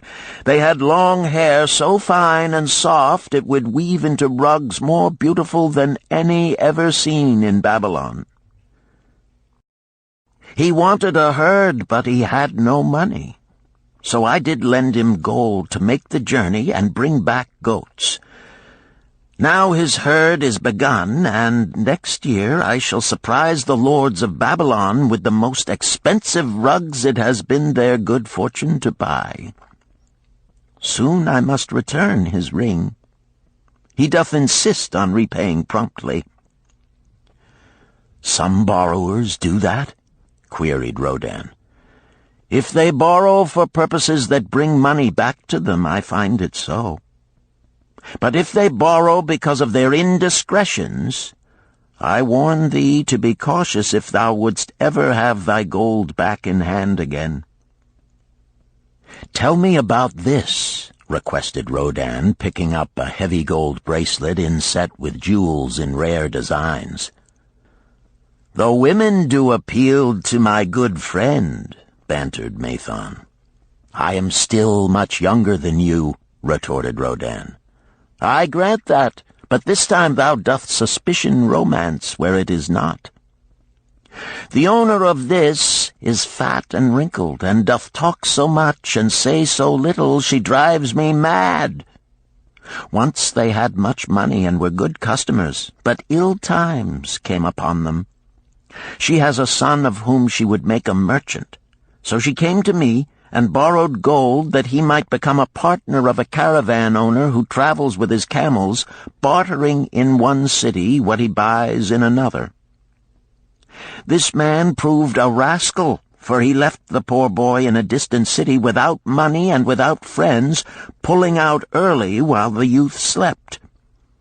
Perhaps when this youth has grown to manhood he will repay. Until then I get no rental for the loan, only much talk. But I do admit the jewels are worthy of the loan." "Did this lady ask thy advice as to the wisdom of the loan?" "Quite otherwise. She had pictured to herself this son of hers as a wealthy and powerful man of Babylon. To suggest the contrary was to infuriate her. A fair rebuke I had. I knew the risk for this inexperienced boy, but as she offered security, I could not refuse her." "This," continued Mathon, waving a bit of pack rope tied into a knot, "belongs to Nebator, the camel trader. When he would buy a herd larger than his funds, he brings to me this knot, and I lend to him according to his needs. He is a wise trader. I have confidence in his good judgment and can lend him freely. Many other merchants of Babylon have my confidence because of their honorable behavior. Their tokens come and go frequently in my token box. Good merchants are an asset to our city, and it profits me to aid them to keep trade moving that Babylon be prosperous." Mathon picked out a beetle carved in turquoise and tossed it contemptuously on the floor. "A bug from Egypt. The lad who owns this does not care whether I ever receive back my gold. When I reproach him, he replies, 'How can I repay when ill fate pursues me? You have plenty more. What can I do?' The token is his father's, a worthy man of small means who did pledge his land and herd to back his son's enterprises. The youth found success at first, and then was overzealous to gain great wealth. His knowledge was immature. His enterprises collapsed. Youth is ambitious. Youth would take shortcuts to wealth and the desirable things for which it stands. To secure wealth quickly, youth often borrows unwisely. Youth, never having had experience, cannot realize that hopeless debt is like a deep pit into which one may descend quickly, and where one may struggle vainly for many days. It is a pit of sorrow and regrets, where the brightness of the sun is overcast, and night is made unhappy by restless sleeping. Yet I do not discourage borrowing gold. I encourage it. I recommend it if it be for a wise purpose. I myself made my first real success as a merchant with borrowed gold. Yet what should the lender do in such a case? The youth is in despair and accomplishes nothing. He is discouraged. He makes no effort to repay. My heart turns against depriving the father of his land and cattle. "You tell me much that I am interested to hear," ventured Rodan, "but I hear no answer to my question. Should I lend my 50 pieces of gold to my sister's husband? They mean much to me." "Thy sister is a sterling woman whom I do much esteem. Should her husband come to me and ask to borrow 50 pieces of gold, I should ask him for what purpose he would use it. If he answered that he desired to become a merchant like myself and deal in jewels and rich furnishings, I would say, 'What knowledge have you of the ways of trade? Do you know where you can buy at lowest cost? Do you know where you can sell at a fair price? Could he say yes to these questions? No, he could not, Rodin admitted. He has helped me much in making spears, and he has helped some in the shops. Then would I say to him that his purpose was not wise. Merchants must learn their trade. His ambition, though worthy, is not practical, and I would not lend him any gold. But supposing he could say, yes, I have helped merchants much. I know how to travel to Smyrna and to buy at low cost the rugs the housewives weave. I also know many of the rich people of Babylon to whom I can sell these at a large profit. Then I would say, your purpose is wise and your ambition honorable. I shall be glad to lend you the 50 pieces of gold if you can give me security that they will be returned. But would he say, I have no security other than that I am an honored man and will pay you well for the loan? Then would I reply, I treasure much each piece of gold. Were the robbers to take it from you as you journeyed to Smyrna, or take the rugs from you as you returned, then you would have no means of repaying me, and my gold would be gone. Gold, you see, Rodin, is the merchandise of the lender of money. It is easy to lend. If it is lent unwisely, then it is difficult to get back. The wise lender wishes not the risk of the undertaking, but the guarantee of safe repayment. "'Tis well," he continued, "to assist those that are in trouble. 'Tis well to help those upon whom fate has laid a heavy hand. 'Tis well to help those who are starting, that they may progress and become valuable citizens. But help must be given wisely, lest, like the farmer's ass, in our desire to help, we but take upon ourselves the burden that belongs to another." Again I wandered from thy question, Rodin, but hear my answer. Keep thy 50 pieces of gold. What thy labor earns for thee and what is given thee for reward is thine own, and no man can put an obligation upon thee to part with it unless it do be thy wish. If thee wouldst lend it so that it may earn thee more gold, then lend with caution and in many places. I like not idle gold, even less I like too much of risk. How many years hast thou labored as a spear-maker? Fully 3. How much besides the king's gift hast saved? 3 gold pieces. Each year that thou hast labored, thou hast denied thyself good things to save from thine earnings 1 piece of gold? 'Tis as you say. Then mightest save in 50 years of labor 50 pieces of gold by thy self-denial? A lifetime of labor it would be. Thinkest thou thy sister would wish to jeopardize the savings of 50 years of labor over the bronze melting pot, that her husband might experiment on being a merchant? Not if I spoke in your words.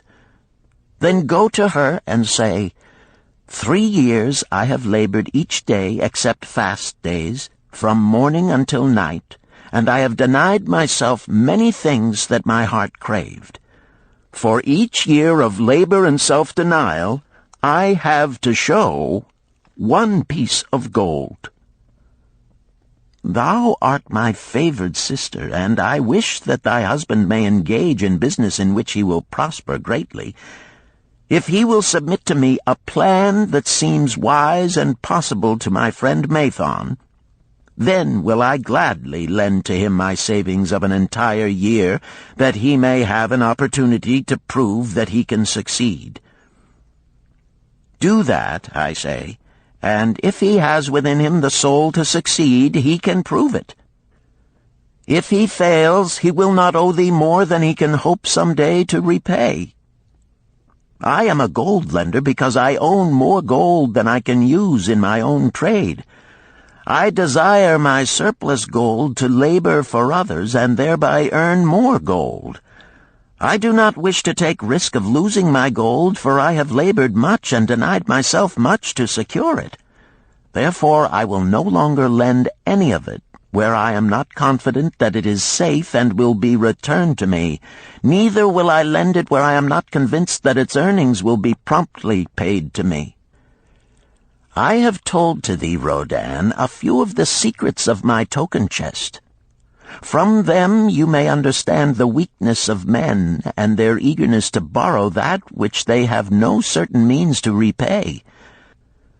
From this you can see how often their high hopes of the great earnings they could make if they but had gold are but false hopes they have not the ability or training to fulfill.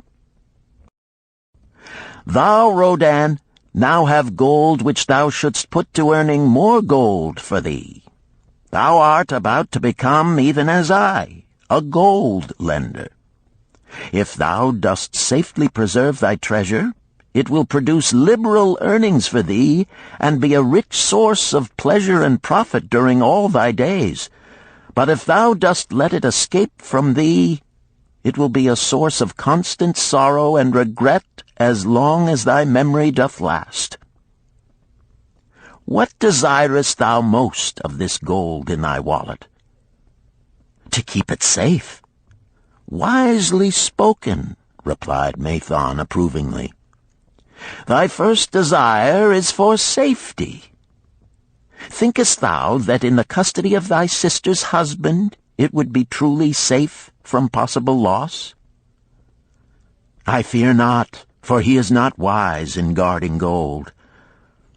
Then be not swayed by foolish sentiments of obligation to trust thy treasure to any person. If thou wouldst help thy family or thy friends, find other ways than risking the loss of thy treasure. Forget not that gold slippeth away in unexpected ways from those unskilled in guarding it. As well waste thy treasure in extravagance as let others lose it for thee. What next after safety dost desire of this treasure of thine? That it earn more gold. Again thou speakest with wisdom. It should be made to earn and grow larger. Gold wisely lent may even double itself with its earnings before a man like you groweth old. If you risk losing it, you risk losing all that it would earn as well. Therefore, be not swayed by the fantastic plans of impractical men who think they see ways to force thy gold to make earnings unusually large. Such plans are the creations of dreamers unskilled in the safe and dependable laws of trade. Be conservative in what thou expectest to earn, that thou mayest keep and enjoy thy treasure. To hire it out with a promise of usurious returns is to invite loss. Seek to associate thyself with men and enterprises whose success is established, that thy treasure may earn liberally under their skillful use and be guarded safely by their wisdom and experience. Thus mayest thou avoid the misfortunes that follow most of the sons of men to whom the gods see fit to entrust gold. When Rodan would thank him for his wise advice, he would not listen, saying, "The king's gift shall teach thee much wisdom. If wouldst keep thy 50 pieces of gold, thou must be discreet indeed. Many uses will tempt thee. Much advice will be spoken to thee. Numerous opportunities to make large profits will be offered thee. The stories from my token box should warn thee, before thou let any piece of gold leave thy pouch, to be sure that thou hast a safe way to pull it back again. Should my further advice appeal to thee, return again. It is gladly given.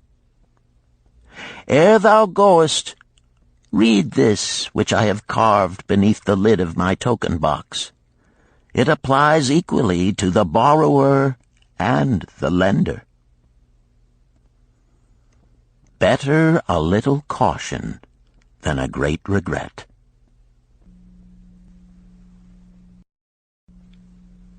Chapter 7. The Walls of Babylon. Old Banzar, grim warrior of another day, stood guard at the passageway leading to the top of the ancient walls of Babylon. Up above, valiant defenders were battling to hold the walls. Upon them depended the future existence of this great city with its hundreds of thousands of citizens. Over the walls came the roar of the attacking armies, the yelling of many men, the trampling of thousands of horses, the deafening boom of the battering rams pounding the bronzed gates. In the street behind the gate lounged the spearmen, waiting to defend the entrance should the gates give way. They were but few for the task. The main armies of Babylon were with their king, far away in the east on a great expedition against the Elamites. No attack upon the city having been anticipated during their absence, the defending forces were small. Unexpectedly from the north bore down the mighty armies of the Assyrians, and now the walls must hold or Babylon was doomed. About Banzar were great crowds of citizens, white-faced and terrified, eagerly seeking news of the battle. With hushed awe they viewed the stream of wounded and dead being carried or led out of the passageway. Here was the crucial point of attack. After 3 days of circling about the city, the enemy had suddenly thrown his great strength against this section and this gate. The defenders from the top of the wall fought off the climbing platforms and the scaling ladders of the attackers with arrows, burning oil, and, if any reached the top, spears. Against the defenders, thousands of the enemy's archers poured a deadly barrage of arrows.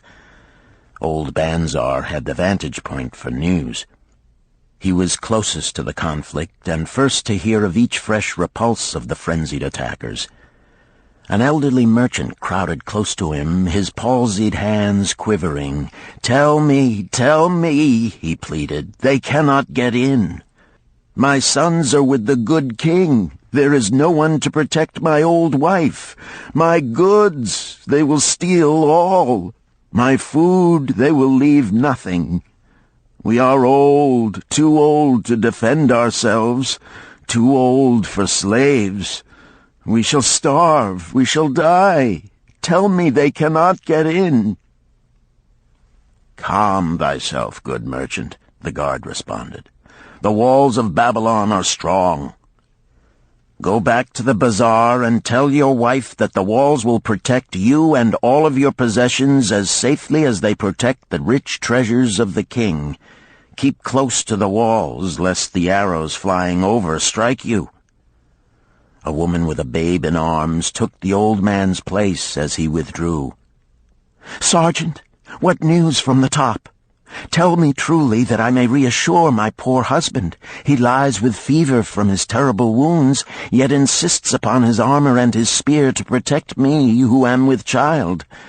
Terrible, he says, will be the vengeful lust of our enemies should they break in." "Be thou good of heart, thou mother that is and is again to be. The walls of Babylon will protect you and your babes. They are high and strong. Hear ye not the yells of our valiant defenders as they empty the cauldrons of burning oil upon the ladder scalers?" "Yes, that do I hear, and also the roar of the battering rams that do hammer at our gates." "Back to thy husband. Tell him the gates are strong and withstand the rams. Also that the scalers climb the walls, but to receive the waiting spear thrust. Watch thy way, and hasten behind yon buildings." Banzar stepped aside to clear the passage for heavily armed reinforcements. As, with clanking bronze shields and heavy tread, they tramped by, a small girl plucked at his girdle. "Tell me, soldier, are we safe?" she pleaded. "I hear the awful noises. I see the men all bleeding. I am so frightened. What will become of our family, of my mother, little brother, and the baby? The grim old campaigner blinked his eyes and thrust forward his chin as he beheld the child. "Be not afraid, little one," he reassured her. "The walls of Babylon will protect you and mother and little brother and the baby. It was for the safety of such as you that the good Queen Semiramis built them over 100 years ago. Never have they been broken through. Go back and tell your mother and little brother and the baby that the walls of Babylon will protect them and they need have no fear." Day after day, old Banzar stood at his post and watched the reinforcements file up the passageway, there to stay and fight until, wounded or dead, they came down once more. Around him unceasingly crowded the throngs of frightened citizens, eagerly seeking to learn if the walls would hold. To all he gave his answer with the fine dignity of an old soldier: "The walls of Babylon will protect you." For 3 weeks and 5 days the attack waged with scarcely ceasing violence. Harder and grimmer set the jaw of Banzar as the passage behind, wet with the blood of the many wounded, was churned into mud by the never-ceasing streams of men passing up and staggering down. Each day the slaughtered attackers piled up in heaps before the wall. Each night they were carried back and buried by their comrades. Upon the 5th night of the 4th week, the clamor without diminished. The first streaks of daylight illuminated the plains, disclosed great clouds of dust raised by the retreating armies. A mighty shout went up from the defenders. There was no mistaking its meaning. It was repeated by the waiting troops behind the walls. It was echoed by the citizens upon the streets. It swept over the city with the violence of a storm. People rushed from the houses. The streets were jammed with a throbbing mob. The pent-up fear of weeks found an outlet in the wild chorus of joy. From the top of the high tower of the Temple of Bel burst forth the flames of victory. Skyward floated the column of blue smoke to carry the message far and wide.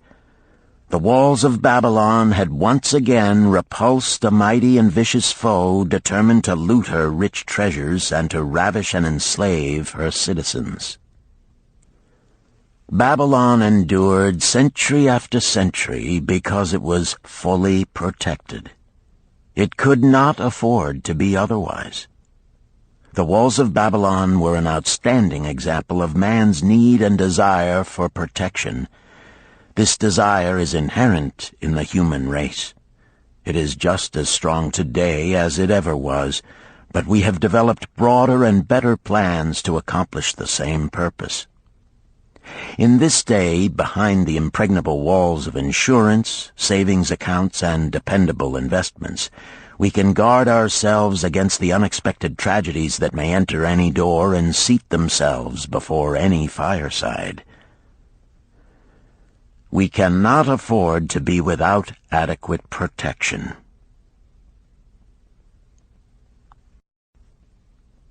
Chapter 8. The Camel Trader of Babylon. The hungrier one becomes, the clearer one's mind works. Also, the more sensitive one becomes to the odors of food. Tarkad, the son of Azure, certainly thought so. For 2 whole days he had tasted no food except 2 small figs purloined from over the wall of a garden. Not another could he grab before the angry woman rushed forth and chased him down the street. Her shrill cries were still ringing in his ears as he walked through the marketplace. They helped him to restrain his restless fingers from snatching the tempting fruits from the baskets of the market women. Never before had he realized how much food was brought to the markets of Babylon and how good it smelled. Leaving the market, he walked across to the inn and paced back and forth in front of the eating house. Perhaps here he might meet someone he knew, someone from whom he could borrow a copper that would gain him a smile from the unfriendly keeper of the inn and, with it, a liberal helping. Without the copper, he knew all too well how unwelcome he would be. In his abstraction, he unexpectedly found himself face to face with the one man he wished most to avoid, the tall, bony figure of Dabasir, the camel trader. Of all the friends and others from whom he had borrowed small sums, Dabasir made him feel the most uncomfortable because of his failure to keep his promises to repay promptly. Dabasir's face lighted up at the sight of him. "Ha! 'Tis Tarkad, just the one I have been seeking, that he might repay the 2 pieces of copper which I lent him a moon ago. Also the piece of silver which I lent to him before that. We are well met. I can make good use of the coins this very day. What say, boy, what say?" Tarkad stuttered, and his face flushed. He had naught in his empty stomach to nerve him to argue with the outspoken Dabasir. "I am sorry, very sorry," he mumbled weakly. "But this day I have neither the copper nor the silver with which I could repay." "Then get it," Dabasir insisted. "Surely thou canst get hold of a few coppers and a piece of silver to repay the generosity of an old friend of thy father, who aided thee whence thou wast in need." "'Tis because ill fortune does pursue me that I cannot pay." "Ill fortune? Wouldst blame the gods for thine own weakness? Ill fortune pursues every man who thinks more of borrowing than of repaying. Come with me, boy, while I eat. I am hungry, and I would tell thee a tale." Tarkad flinched from the brutal frankness of Dabasir, but here at least was an invitation to enter the coveted doorway of the eating-house. Dabasir pushed him to a far corner of the room where they seated themselves upon small rugs. When Koskor, the proprietor, appeared smiling, Dabasir addressed him with his usual freedom. "Fat lizard of the desert, bring to me a leg of the goat, very brown, with much juice, and bread and all of the vegetables, for I am hungry and want much food. Do not forget my friend here. Bring to him a jug of water. Have it cooled, for the day is hot." Tarkad's heart sank. Must he sit here and drink water while he watched this man devour an entire goat leg? He said nothing. He thought of nothing he could say. Dabasir, however, knew no such thing as silence. Smiling and waving his hand good-naturedly to the other customers, all of whom knew him, he continued. "I did hear from a traveler just returned from Urfa of a certain rich man who has a piece of stone cut so thin that one can look through it. He put it in the window of his house to keep out the rains. It is yellow, so this traveler does relate, and he was permitted to look through it, and all the outside world looks strange and not like it really is. What say you to that, Tarkad? Thinkest all the world could look to a man a different color from what it is?" "I dare say," responded the youth, much more interested in the fat leg of goat placed before Dabasir. "Well, I know it to be true, for I, myself, have seen the world all of a different color from what it really is, and the tale I am about to tell relates how I came to see it in its right color once more." "Dabasir will tell a tale," whispered a neighboring diner to his neighbor, and dragged his rug close. Other diners brought their food and crowded in a semicircle. They crunched noisily in the ears of Tarkad and brushed him with their meaty bones. He alone was without food. Dabasir did not offer to share with him, nor even motion him to a small corner of the hard bread that was broken off and had fallen from the platter to the floor. "The tale that I am about to tell," began Dabasir, pausing to bite a goodly chunk from the goat leg, "relates to my early life and how I came to be a camel trader. Didst anyone know that I once was a slave in Syria?" A murmur of surprise ran through the audience, to which Dabasir listened with satisfaction. "When I was a young man," continued Dabasir after another vicious onslaught on the goat leg, "I learned the trade of my father, the making of saddles. I worked with him in his shop and took to myself a wife.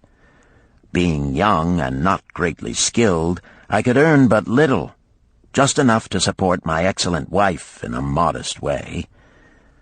I craved good things which I could not afford. Soon I found that the shopkeepers would trust me to pay later, even though I could not pay at the time. Being young and without experience, I did not know that he who spends more than he earns is sowing the winds of needless self-indulgence from which he is sure to reap the whirlwinds of trouble and humiliation. So I indulged my whims for fine raiment and bought luxuries for my good wife and our home beyond our means. I paid as I could, and for a while all went well. But in time I discovered I could not use my earnings both to live upon and to pay my debts. Creditors began to pursue me to pay for my extravagant purchases, and my life became miserable. I borrowed from my friends, but could not repay them either. Things went from bad to worse. My wife returned to her father, and I decided to leave Babylon and seek another city where a young man might have better chances. For 2 years I had a restless and unsuccessful life working for caravan traders. From this I fell in with a set of likable robbers who scoured the desert for unarmed caravans. Such deeds were unworthy of the son of my father, but I was seeing the world through a colored stone and did not realize to what degradation I had fallen. We met with success on our first trip, capturing a rich haul of gold and silks and valuable merchandise. This loot we took to Ganir and squandered. The second time we were not so fortunate. Just after we had made our capture, we were attacked by the spearsmen of a native chief to whom the caravans paid for protection. Our 2 leaders were killed, and the rest of us were taken to Damascus, where we were stripped of our clothing and sold as slaves. I was purchased for 2 pieces of silver by a Syrian desert chief. With my hair shorn and but a loincloth to wear, I was not so different from the other slaves.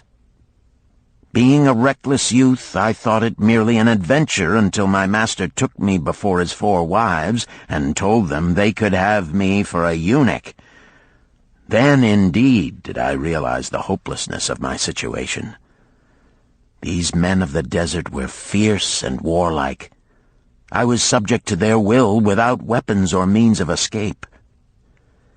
Fearful I stood as those 4 women looked me over. I wondered if I could expect pity from them. Sirah, the first wife, was older than the others. Her face was impassive as she looked upon me. I turned from her with little consolation. The next was a contemptuous beauty who gazed at me as indifferently as if I had been a worm of the earth. The 2 younger ones tittered as though it were all an exciting joke. It seemed an age that I stood waiting sentence. Each woman appeared willing for the others to decide. Finally, Sirah spoke up in a cold voice. "Of eunuchs we have plenty, but of camel-tenders we have few, and they are a worthless lot. Even this day I would visit my mother who is sick with the fever, and there is no slave I would trust to lead my camel. Ask this slave if he can lead a camel." My master thereupon questioned me, "What know you of camels?" Striving to conceal my eagerness, I replied, "I can make them kneel, I can load them, I can lead them on long trips without tiring. If need be, I can repair their trappings." "The slave speaks forward enough," observed my master. "If thou so desire, Sirah, take this man for thy camel-tender." So I was turned over to Sirah, and that day I led her camel upon a long journey to her sick mother. I took the occasion to thank her for her intercession, and also to tell her that I was not a slave by birth, but the son of a freeman, an honorable saddle-maker of Babylon. I also told her much of my story. Her comments were disconcerting to me, and I pondered much afterward on what she said. How can you call yourself a free man when your weakness has brought you to this? If a man has in himself the soul of a slave, will he not become one, no matter what his birth, even as water seeks its level? If a man has within him the soul of a free man, will he not become respected and honored in his own city in spite of his misfortune? For over a year I was a slave and lived with the slaves, but I could not become as one of them. One day Sira asked me, "In the eventime, when the other slaves can mingle and enjoy the society of each other, why dost thou sit in thy tent alone?" To which I responded, "I am pondering what you have said to me. I wonder if I have the soul of a slave. I cannot join them, so I must sit apart." "I, too, must sit apart," she confided. "My dowry was large, and my lord married me because of it. Yet he does not desire me. What every woman longs for is to be desired. Because of this, and because I am barren and have neither son nor daughter, must I sit apart. Were I a man, I would rather die than be such a slave, but the conventions of our tribe make slaves of women." "What think thou of me by this time?" I asked her suddenly. "Have I the soul of a man, or have I the soul of a slave?" "Have you a desire to repay the just debts you owe in Babylon?" she parried. "Yes, I have the desire, but I see no way." "If thou contentedly let the years slip by and make no effort to repay, then thou hast but the contemptible soul of a slave. No man is otherwise who cannot respect himself, and no man can respect himself who does not repay honest debts." "But what can I do who am a slave in Syria?" "Stay a slave in Syria, thou weakling." "I am not a weakling," I denied hotly. "Then prove it." "How?" "Does not thy great king fight his enemies in every way he can and with every force he has? Thy debts are thy enemies. They ran thee out of Babylon. You left them alone, and they grew too strong for thee. Hadst fought them as a man, thou couldst have conquered them and been one honored among the townspeople. But thou had not the soul to fight them, and behold, thy pride hast gone down until thou art a slave in Syria." Much I thought over her unkind accusations, and many defensive phrases I worded to prove myself not a slave at heart. But I was not to have the chance to use them. 3 days later, the maid of Sira took me to her mistress. "My mother is again very sick," she said. "Saddle the 2 best camels in my husband's herd. Tie on waterskins and saddlebags for a long journey. The maid will give thee food at the kitchen tent." I packed the camels, wondering much at the quantity of provisions the maid provided, for the mother dwelt less than a day's journey away. The maid rode the rear camel which followed, and I led the camel of my mistress. When we reached her mother's house, it was just dark. Sira dismissed the maid and said to me, "Dabasir, hast thou the soul of a free man, or the soul of a slave?" "The soul of a free man," I insisted. "Now is thy chance to prove it. Thy master hath imbibed deeply, and his chiefs are in a stupor. Take then these camels and make thy escape. Here in this bag is raiment of thy master's to disguise thee. I will say thou stole the camels and ran away while I visited my sick mother." "Thou hast the soul of a queen," I told her. "Much do I wish that I might lead thee to happiness." "Happiness," she responded, "awaits not the runaway wife who seeks it in far lands among strange people. Go thy own way, and may the gods of the desert protect thee, for the way is far and barren of food or water." I needed no further urging, but thanked her warmly and was away into the night. I knew not this strange country, and had only a dim idea of the direction in which lay Babylon, but struck out bravely across the desert toward the hills. One camel I rode, and the other I led. All that night I traveled, and all the next day, urged on by the knowledge of the terrible fate that was meted out to slaves who stole their master's property and tried to escape. Late that afternoon I reached a rough country as uninhabitable as the desert. The sharp rocks bruised the feet of my faithful camels, and soon they were picking their way slowly and painfully along. I met neither man nor beast, and could well understand why they shunned this inhospitable land. It was such a journey from then on as few men live to tell of. Day after day we plodded along. Food and water gave out. The heat of the sun was merciless. At the end of the 9th day I slid from the back of my mount with the feeling that I was too weak to ever remount, and I would surely die, lost in this abandoned country. I stretched out upon the ground and slept, not waking until the first gleam of daylight. I sat up and looked about me. There was a coolness in the morning air. My camels lay dejected not far away. About me was a vast waste of broken country covered with rock and sand and thorny things. No sign of water, not to eat for man or camel. Could it be that in this peaceful quiet I faced my end? My mind was clearer than it had ever been before. My body now seemed of little importance. My parched and bleeding lips, my dry and swollen tongue, my empty stomach, all had lost their supreme agonies of the day before. I looked across into the uninviting distance, and once again came to me the question, have I the soul of a slave or the soul of a free man?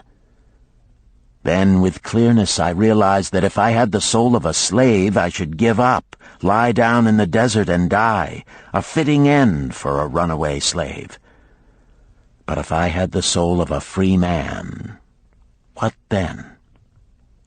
Surely I would force my way back to Babylon, repay the people who had trusted me, bring happiness to my wife who truly loved me, and bring peace and contentment to my parents. Thy debts are thine enemies who have run thee out of Babylon, Sirrah had said. Yes, it was so. Why had I refused to stand my ground like a man? Why had I permitted my wife to go back to her father? Then a strange thing happened. All the world seemed to be of a different color, as though I had been looking at it through a colored stone which had suddenly been removed. At last I saw the true values in life. Die in the desert, not I. With a new vision I saw the things that I must do. First, I would go back to Babylon and face every man to whom I owed an unpaid debt. I should tell them that after years of wandering and misfortune, I had come back to pay my debts as fast as the gods would permit. Next, I should make a home for my wife and become a citizen of whom my parents should be proud. My debts were my enemies, but the men I owed were my friends, for they had trusted me and believed in me. I staggered weakly to my feet. What mattered hunger? What mattered thirst? They were but incidents on the road to Babylon. Within me surged the soul of a free man going back to conquer his enemies and reward his friends. I thrilled with the great resolve. The glazed eyes of my camels brightened at the new note in my husky voice. With great effort, after many attempts, they gained their feet. With pitiful perseverance, they pushed on toward the north, where something within me said we would find Babylon. We found water. We passed into a more fertile country where were grass and fruit. We found the trail to Babylon because the soul of a free man looks at life as a series of problems to be solved, and solves them. while the soul of a slave whines, "What can I do who am but a slave?" How about thee, Tarkad? Does thy empty stomach make thy head exceedingly clear? Art ready to take the road that leads back to self-respect? Canst thou see the world in its true color? Hast thou the desire to pay thy honest debts, however many they may be, and once again be a man respected in Babylon? Moisture came to the eyes of the youth. He rose eagerly to his knees. Thou hast shown me a vision. Already I feel the soul of a free man surge within me. But how fared you upon your return? Questioned an interested listener. Where the determination is, the way can be found, Dabasir replied. I now had the determination, so I set out to find a way. First I visited every man to whom I was indebted, and begged his indulgence until I could earn that with which to repay. Most of them met me gladly. Several reviled me, but others offered to help me. One indeed did give me the very help I needed. It was Mathon, the gold lender. Learning that I had been a camel tender in Syria, he sent me to old Nebator, the camel trader, just commissioned by our good king to purchase many herds of sound camels for the great expedition. With him, my knowledge of camels I put to good use. Gradually, I was able to repay every copper and every piece of silver. Then at last I could hold up my head and feel that I was an honorable man among men. Again Dabasir turned to his food. "Kaskor, thou snail," he called loudly to be heard in the kitchen. "The food is cold. Bring me more meat fresh from the roasting. Bring thou also a very large portion for Tarkad, the son of my old friend, who is hungry and shall eat with me." So ended the tale of Dabasir, the camel trader of old Babylon. He found his own soul when he realized a great truth, a truth that had been known and used by wise men long before his time. It has led men of all ages out of difficulties and into success, and it will continue to do so for those who have the wisdom to understand its magic power. It is for any man to use who reads these lines. Where the determination is, the way can be found.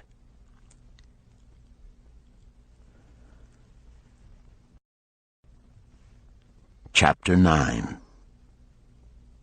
The Clay Tablets from Babylon. St. Swithin's College, Nottingham University, Newark-on-Trent, Nottingham. October 21st, 1934. Professor Franklin Caldwell, care of British Scientific Expedition, Hilla, Mesopotamia. My dear Professor, the 5 clay tablets from your recent excavation in the ruins of Babylon arrived on the same boat with your letter. I have been fascinated no end and have spent many pleasant hours translating their inscriptions. I should have answered your letter at once, but delayed until I could complete the translations which are attached. The tablets arrived without damage thanks to your careful use of preservatives and excellent packing. You will be as astonished as we in the laboratory at the story they relate. One expects the dim and distant past to speak of romance and adventure. Arabian Nights sort of things, you know. When instead it discloses the problem of a person named Dabasir to pay off his debts, one realizes that conditions upon this old world have not changed as much in 5,000 years as one might expect. It's odd, you know, but these old inscriptions rather rag me, as the students say.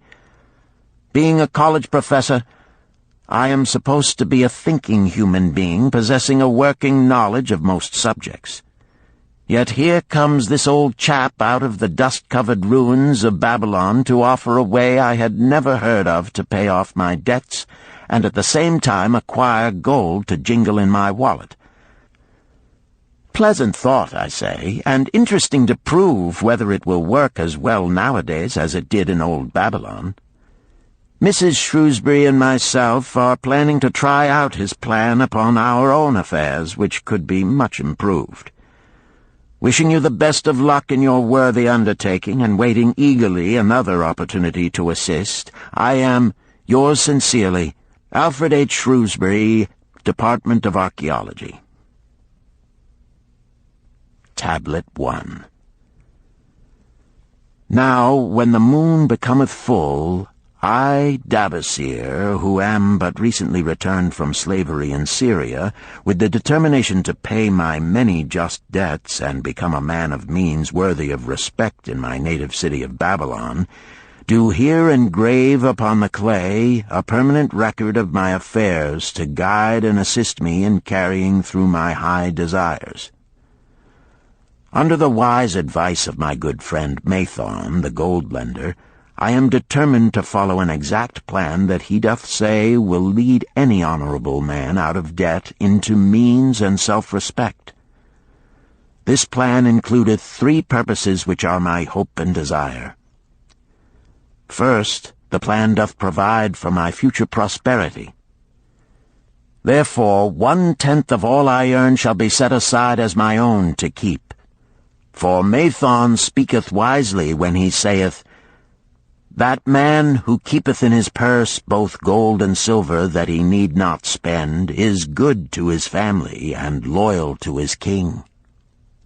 The man who hath but a few coppers in his purse is indifferent to his family and indifferent to his king.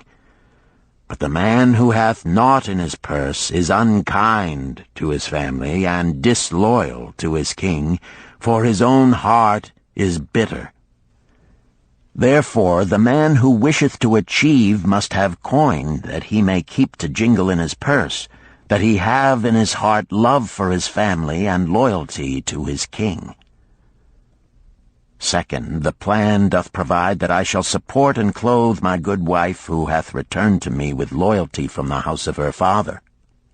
For Mathon doth say that to take good care of a faithful wife putteth self-respect into the heart of a man, and addeth strength and determination to his purposes.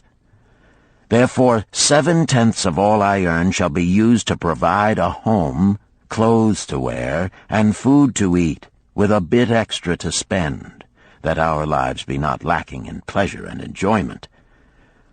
But he doth further enjoin the greatest care that we spend not greater than 7/10 of what I earn for these worthy purposes. Herein lieth the success of the plan. I must live upon this portion, and never use more, nor buy what I may not pay for out of this portion. This ends Disc 3. The Richest Man in Babylon, Disc 4. Tablet 2. Third, the plan doth provide that out of my earnings my debts shall be paid. Therefore each time the moon is full, 2/10 of all I have earned shall be divided honorably and fairly among those who have trusted me and to whom I am indebted. Thus in due time will all my indebtedness be surely paid. Therefore do I here engrave the name of every man to whom I am indebted, and the honest amount of my debt. Faru the cloth weaver, 2 silver, 6 copper. Sinjar the couch maker, 1 silver. Amar my friend, 3 silver, 1 copper. Zankar my friend, 4 silver, 7 copper. Askamir my friend, 1 silver, 3 copper. Haransir the jewel maker, 6 silver, 2 copper. Diarbakir, my father's friend, 4 silver, 1 copper. Alkahad, the house owner, 14 silver. Mathon, the gold lender, 9 silver. Birajik, the farmer, 1 silver, 7 copper.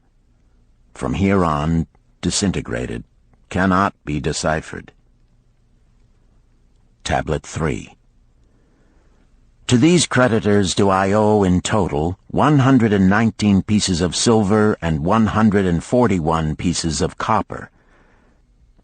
Because I did owe these sums and saw no way to repay, in my folly I did permit my wife to return to her father, and didst leave my native city and seek easy wealth elsewhere, only to find disaster and to see myself sold into the degradation of slavery. Now that Mathon doth show me how I can repay my debts in small sums of my earnings, do I realize the great extent of my folly in running away from the results of my extravagances.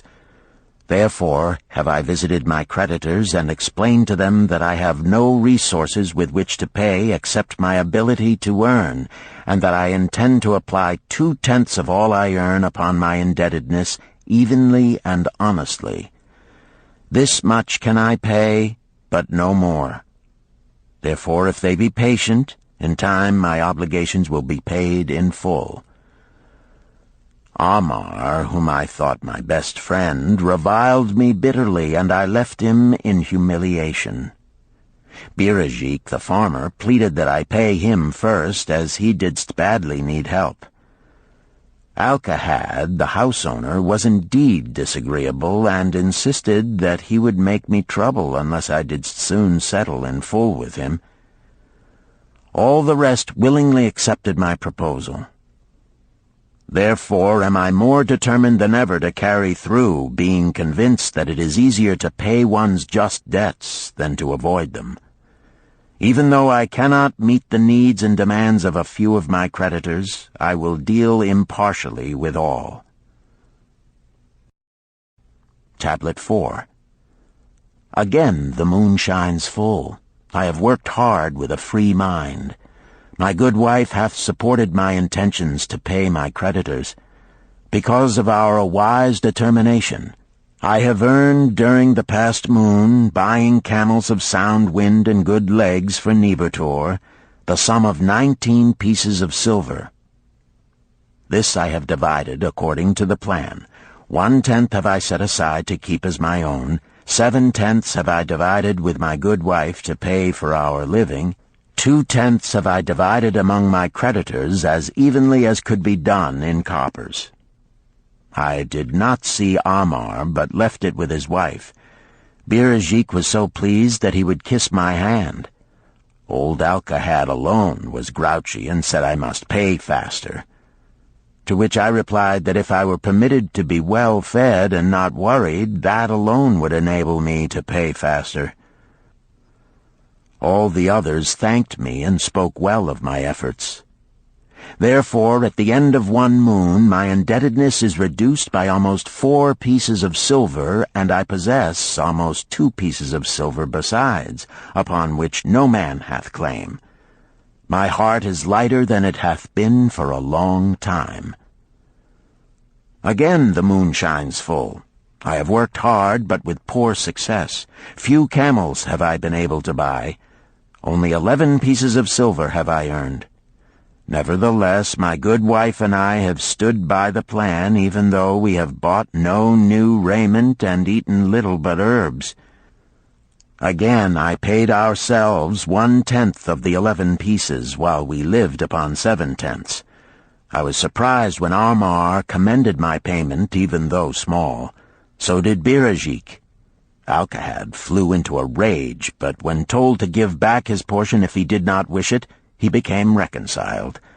The others, as before, were content. Again the moon shines full, and I am greatly rejoiced. I intercepted a fine herd of camels and bought many sound ones, therefore my earnings were 42 pieces of silver. This moon my wife and myself have bought much-needed sandals and raiment. Also we have dined well on meat and fowl. More than 8 pieces of silver we have paid to our creditors. Even Alcahad did not protest. Great is the plan, for it leadeth us out of debt, and giveth us wealth which is ours to keep. 3 times the moon hath been full since I last carved upon this clay. Each time I paid to myself 1/10 of all I earned. Each time my good wife and I have lived upon 7/10, even though at times it was difficult. Each time have I paid to my creditors 2/10. In my purse I now have 21 pieces of silver that are mine. It maketh my head to stand straight upon my shoulders, and maketh me proud to walk among my friends. My wife keepeth well our home, and is becomingly gowned. We are happy to live together. The plan is of untold value. Hath it not made an honorable man of an ex-slave? Tablet 5. Again the moon shines full, and I remember that it is long since I carved upon the clay. 12 moons in truth have come and gone. But this day I will not neglect my record, because upon this day I have paid the last of my debts.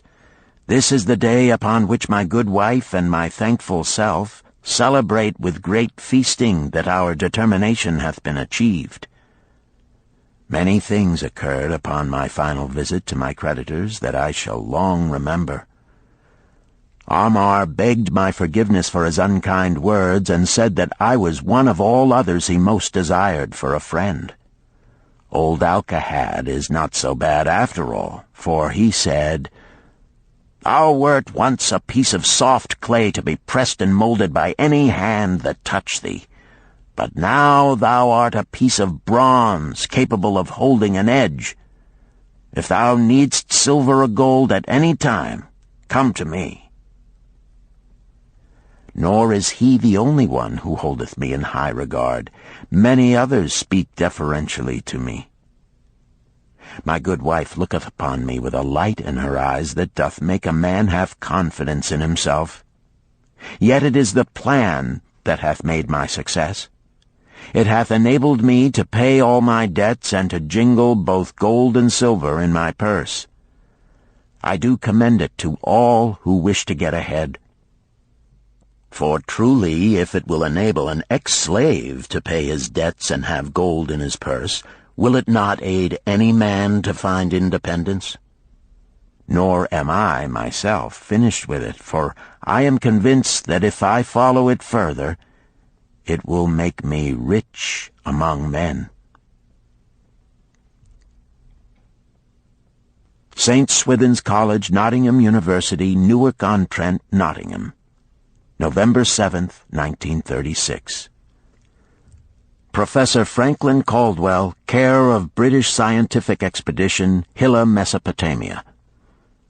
My dear Professor, if in your further digging into those ruins of Babylon you encounter the ghost of a former resident, an old camel-trader named Dabasir, do me a favor. Tell him that his scribbling upon those clay tablets so long ago has earned for him the lifelong gratitude of a couple of college folks back here in England. You will possibly remember my writing a year ago that Mrs. Shrewsbury and myself intended to try his plan for getting out of debt and at the same time having gold to jingle. You may have guessed, even though we tried to keep it from our friends, our desperate straits. We were frightfully humiliated for years by a lot of old debts, and worried sick for fear some of the tradespeople might start a scandal that would force me out of the college. We paid and paid, every shilling we could squeeze out of income, but it was hardly enough to hold things even. Besides, we were forced to do all our buying where we could get further credit regardless of higher costs. It developed into one of those vicious circles that grow worse instead of better. Our struggles were getting hopeless.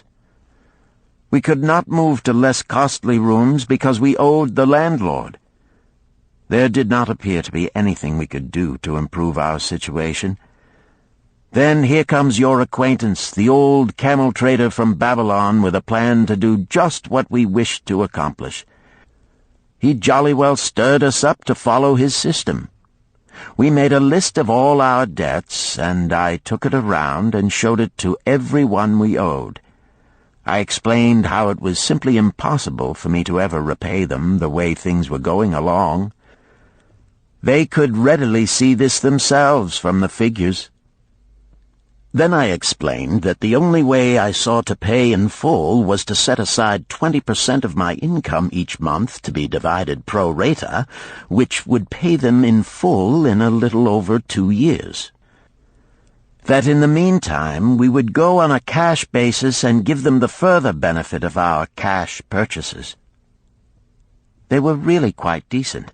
Our greengrocer, a wise old chap, put it in a way that helped to bring around the rest. If you pay for all you buy, and then pay some on what you owe, that is better than you have done, for you ain't paid down the account none in 3 years. Finally I secured all their names to an agreement binding them not to molest us as long as the 20% of income was paid regularly. Then we began scheming on how to live upon 70%. We were determined to keep that extra 10% to jingle. The thought of silver and possibly gold was most alluring. It was like having an adventure to make the change.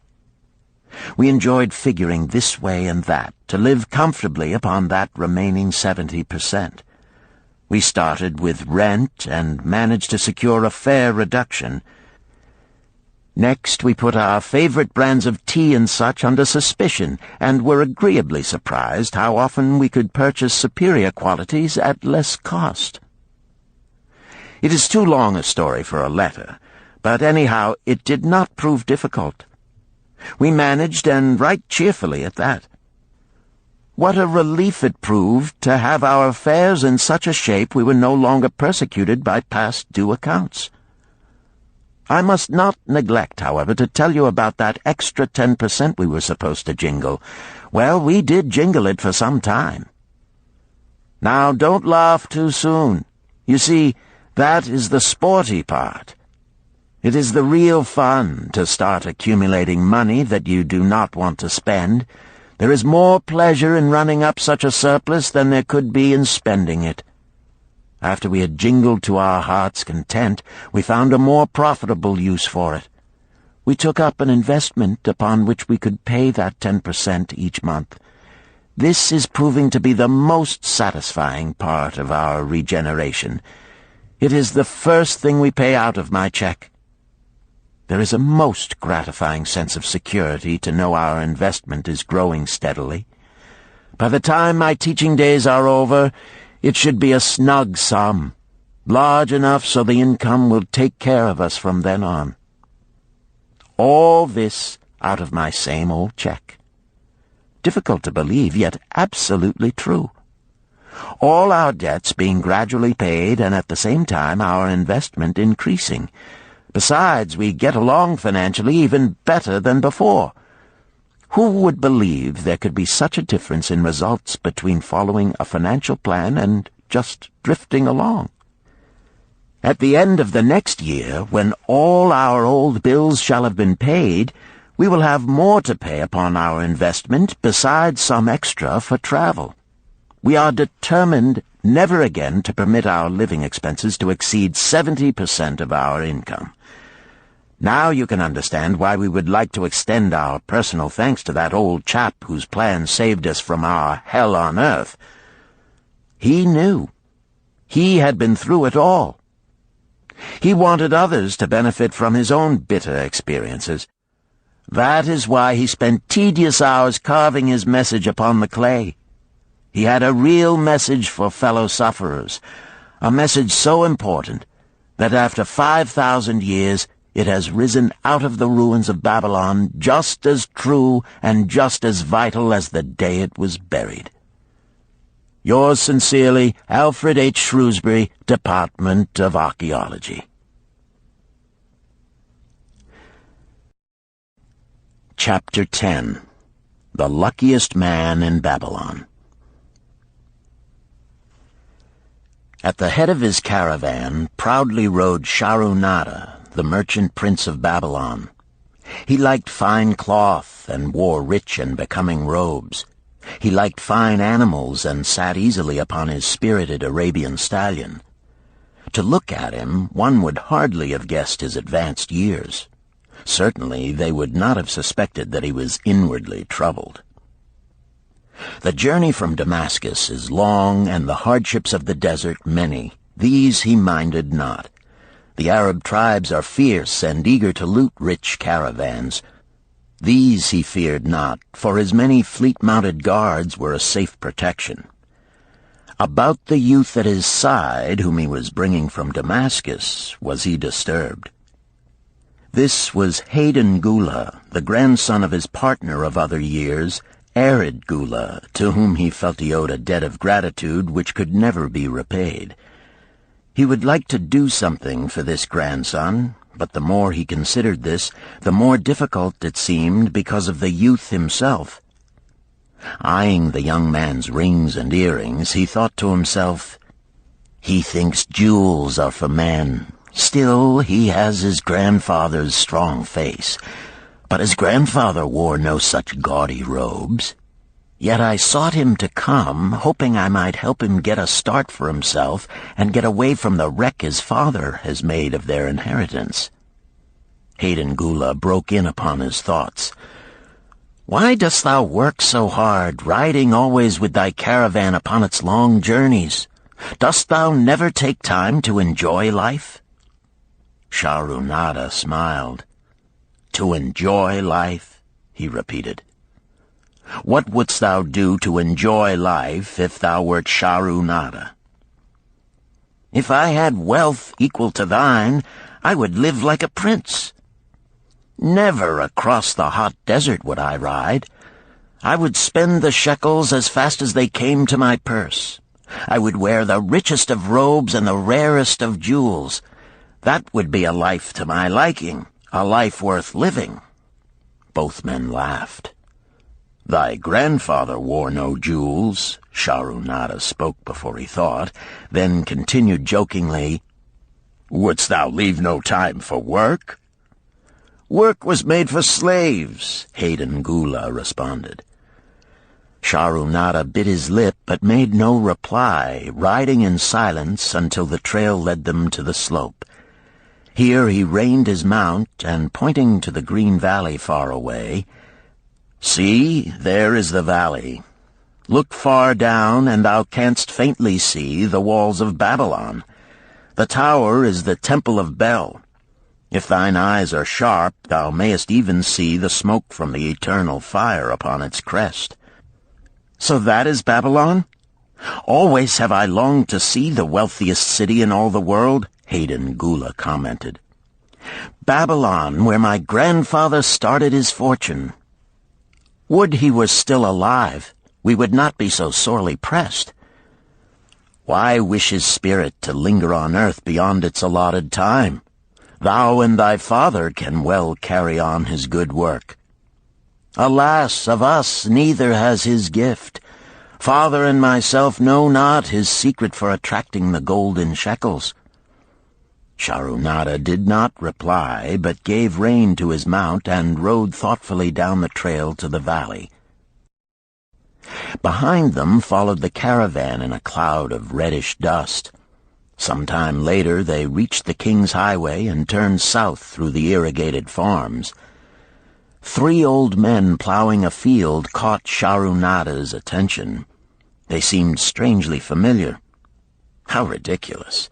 One does not pass a field after 40 years and find the same men plowing there. Yet something within him said they were the same. One, with an uncertain grip, held the plow. The others laboriously plodded beside the oxen, ineffectually beating them with their barrel staves to keep them pulling. 40 years ago, he had envied these men. How gladly he would have exchanged places. But what a difference now! With pride he looked back at his trailing caravan, well-chosen camels and donkeys loaded high with valuable goods from Damascus. All this was but one of his possessions. He pointed to the plowers, saying, "Still plowing the same field where they were 40 years ago. They look it, but why thinkest thou they are the same?" "I saw them there," Shahrunada replied. Recollections were racing rapidly through his mind. Why could he not bury the past and live in the present? Then he saw, as in a picture, the smiling face of Arid Gula. The barrier between himself and the cynical youth beside him dissolved.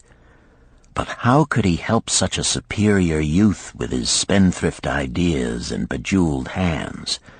Work he could offer in plenty to willing workers, but not for men who considered themselves too good for work. Yet he owed it to Arid Gula to do something, not a half-hearted attempt. He and Arid Gula had never done things that way. They were not that sort of men. A plan came almost in a flash. There were objections. He must consider his own family and his own standing. It would be cruel. It would hurt. Being a man of quick decisions, he waived objections and decided to act. "Wouldst thou be interested in hearing how thy worthy grandfather and myself joined in the partnership which proved so profitable?" he questioned. "Why not just tell me how thou madest the golden shekels? That is all I need to know," the young man parried. Sharunada ignored the reply and continued, "We start with those men plowing. I was no older than thou. As the column of men in which I marched approached, good old Megiddo, the farmer, scoffed at the slipshod way in which they plowed. Megiddo was chained next to me. 'Look at the lazy fellows,' he protested. 'The plow holder makes no effort to plow deep, nor do the beaters keep the oxen in the furrow. How can they expect to raise a good crop with poor plowing?' "'Didst thou say Megiddo was chained to thee?' Hayden Gula asked in surprise. "'Yes, with bronze collars about our necks and a length of heavy chain between us. Next to him was Zabado, the sheep thief. I had known him in Harun. At the end was a man we called Pirate because he told us not his name. We judged him as a sailor as he had entwined serpents tattooed upon his chest in sailor fashion. The column was made up thus, so the men could walk in fours." "Thou wert chained as a slave?" Hayden Gula asked incredulously. "Did not thy grandfather tell thee I was once a slave? He often spoke of thee, but never hinted of this. He was a man thou couldst trust with innermost secrets. Thou, too, are a man I may trust, am I not right?" Sharunada looked him squarely in the eye. "Thou mayest rely upon my silence, but I am amazed. Tell me, how didst thou come to be a slave?" Sharunada shrugged his shoulders. "Any man may find himself a slave. It was a gaming house and barley beer that brought me disaster. I was the victim of my brother's indiscretions. In a brawl he killed his friend. I was bonded to the widow by my father, desperate to keep my brother from being prosecuted under the law. When my father could not raise the silver to free me, she in anger sold me to the slave dealer." "What a shame and injustice," Hayden Gula protested. "But tell me, how didst thou regain freedom?" "We shall come to that, but not yet. Let us continue my tale. As we passed, the plowers jeered at us. One did doff his ragged hat and bow low, calling out, 'Welcome to Babylon, guests of the king! He waits for thee on the city walls where the banquet is spread, mud bricks and onion soup.' With that, they laughed uproariously. Pirate flew into a rage and cursed them roundly. 'What do those men mean by the king awaiting us on the walls?' I asked him. 'To the city walls ye march to carry bricks until the back breaks. Maybe they beat thee to death before it breaks. They won't beat me. I'll kill 'em.' Then Megiddo spoke up. 'It doesn't make sense to me to talk of masters beating willing, hard-working slaves to death. Masters like good slaves and treat them well." "Who wants to work hard?" commented Zabato. "Those plowers are wise fellows. They're not breaking their backs, just letting on as if they be." "Thou can't get ahead by shirking," Megiddo protested. "If thou plow a hectare, that's a good day's work, and any master knows it. But when thou plow only a half, that's shirking. I don't shirk. I like to work, and I like to do good work, for work is the best friend I've ever known. It has brought me all the good things I've had, my farm and cows and crops, everything." "Yea, and where be these things now?" scoffed Zabato. "I figure it pays better to be smart and get by without working. You watch Zabato. If we're sold to the walls, he'll be carrying the water bag or some easy job, when thou, who like to work, will be breaking thy back carrying bricks." He laughed his silly laugh. Terror gripped me that night. I could not sleep.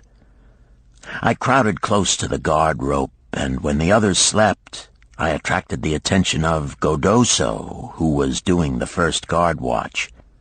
He was one of those brigand Arabs, the sort of rogue who, if he robbed thee of thy purse, would think he must also cut thy throat. "Tell me, Godoso," I whispered, "when we get to Babylon, will we be sold to the walls?" "Why want to know?" he questioned cautiously. "Canst thou not understand?" I pleaded. "I am young. I want to live. I don't want to be worked or beaten to death on the walls. Is there any chance for me to get a good master?" He whispered back, "I tell something. Thou good fellow, give Godoso no trouble. Most times we go first to slave market. Listen now. When buyers come, tell 'em you good worker, like to work hard for good master, make 'em want to buy. You not make 'em buy, next day you carry brick. Mighty hard work." After he walked away, I lay in the warm sand looking up at the stars and thinking about work. What Megiddo had said about it being his best friend made me wonder if it would be my best friend. Certainly it would be if it helped me out of this. When Megiddo awoke, I whispered my good news to him. It was our one ray of hope as we marched toward Babylon. Late in the afternoon, we approached the walls and could see the lines of men, like black ants, climbing up and down the steep diagonal paths. As we drew closer, we were amazed at the thousands of men working.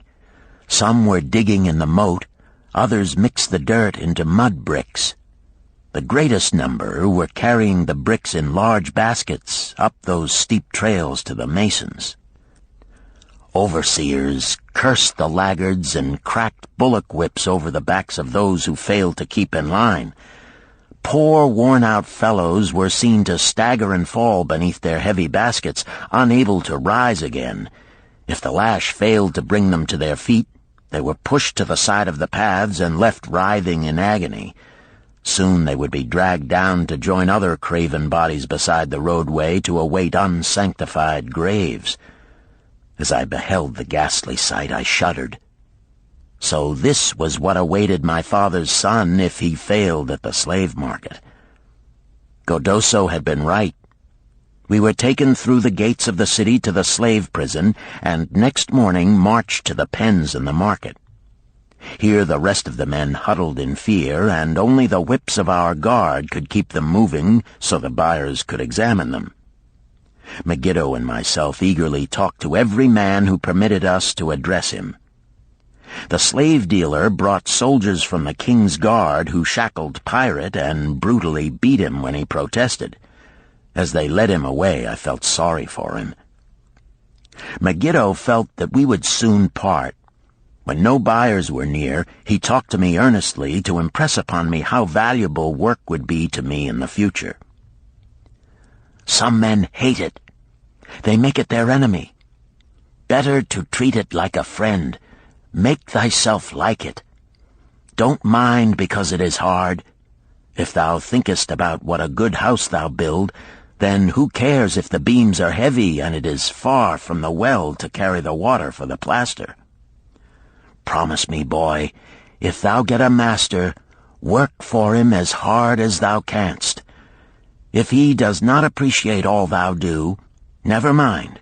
Remember, work well done does good to the man who does it.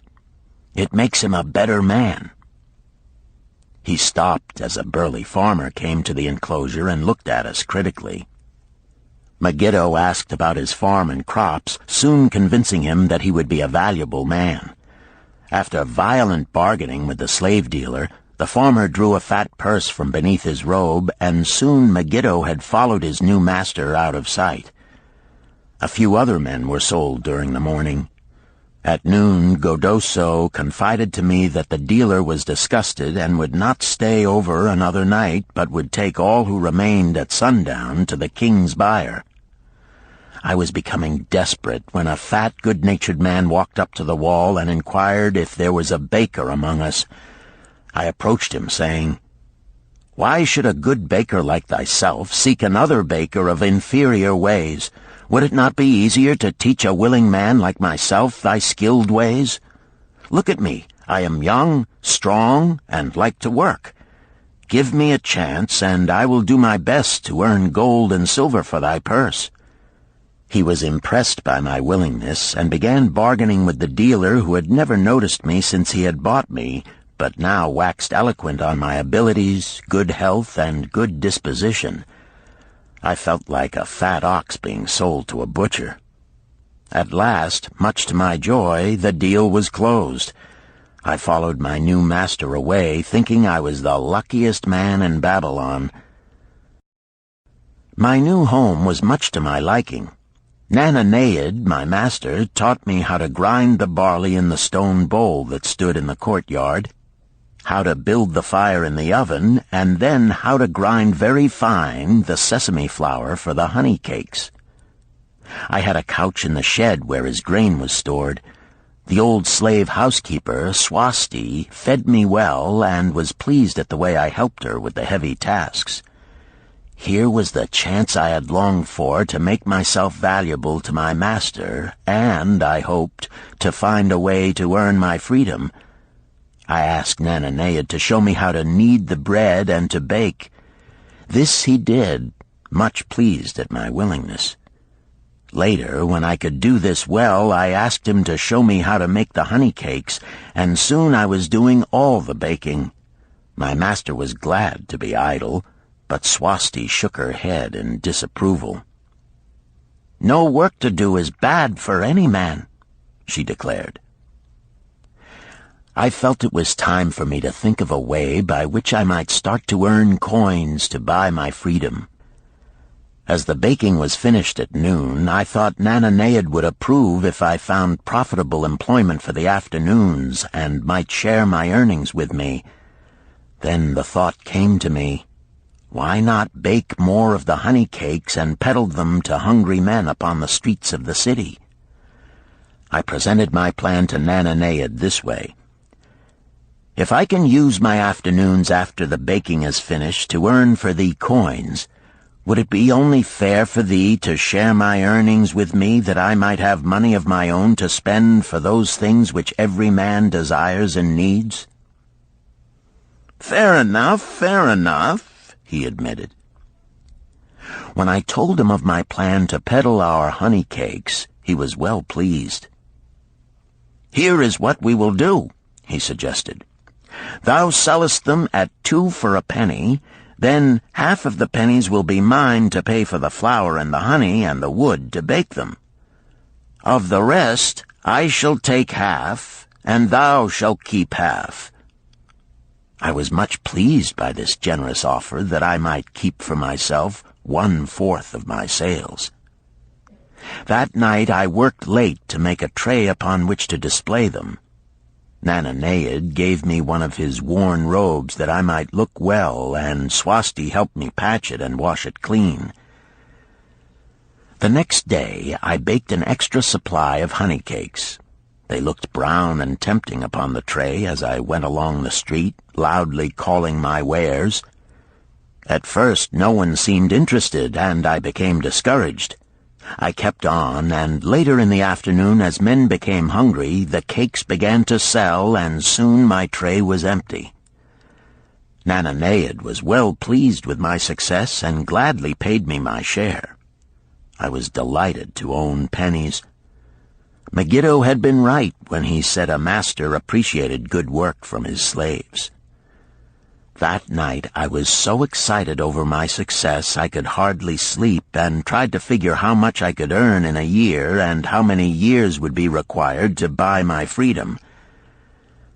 As I went forth with my tray of cakes every day, I soon found regular customers. One of these was none other than thy grandfather, Arid Gula. He was a rug merchant and sold to the housewives, going from one end of the city to the other, accompanied by a donkey loaded high with rugs and a black slave to tend it. He would buy 2 cakes for himself and 2 for his slave, always tarrying to talk with me while they ate them. Thy grandfather said something to me one day that I shall always remember. "I like thy cakes, boy, but better still, I like the fine enterprise with which thou offerest them. Such spirit can carry thee far on the road to success." But how canst thou understand, Hayden Gula, what such words of encouragement could mean to a slave boy, lonesome in a great city, struggling with all he had in him to find a way out of his humiliation? As the months went by, I continued to add pennies to my purse. It began to have a comforting weight upon my belt. Work was proving to be my best friend, just as Megiddo had said.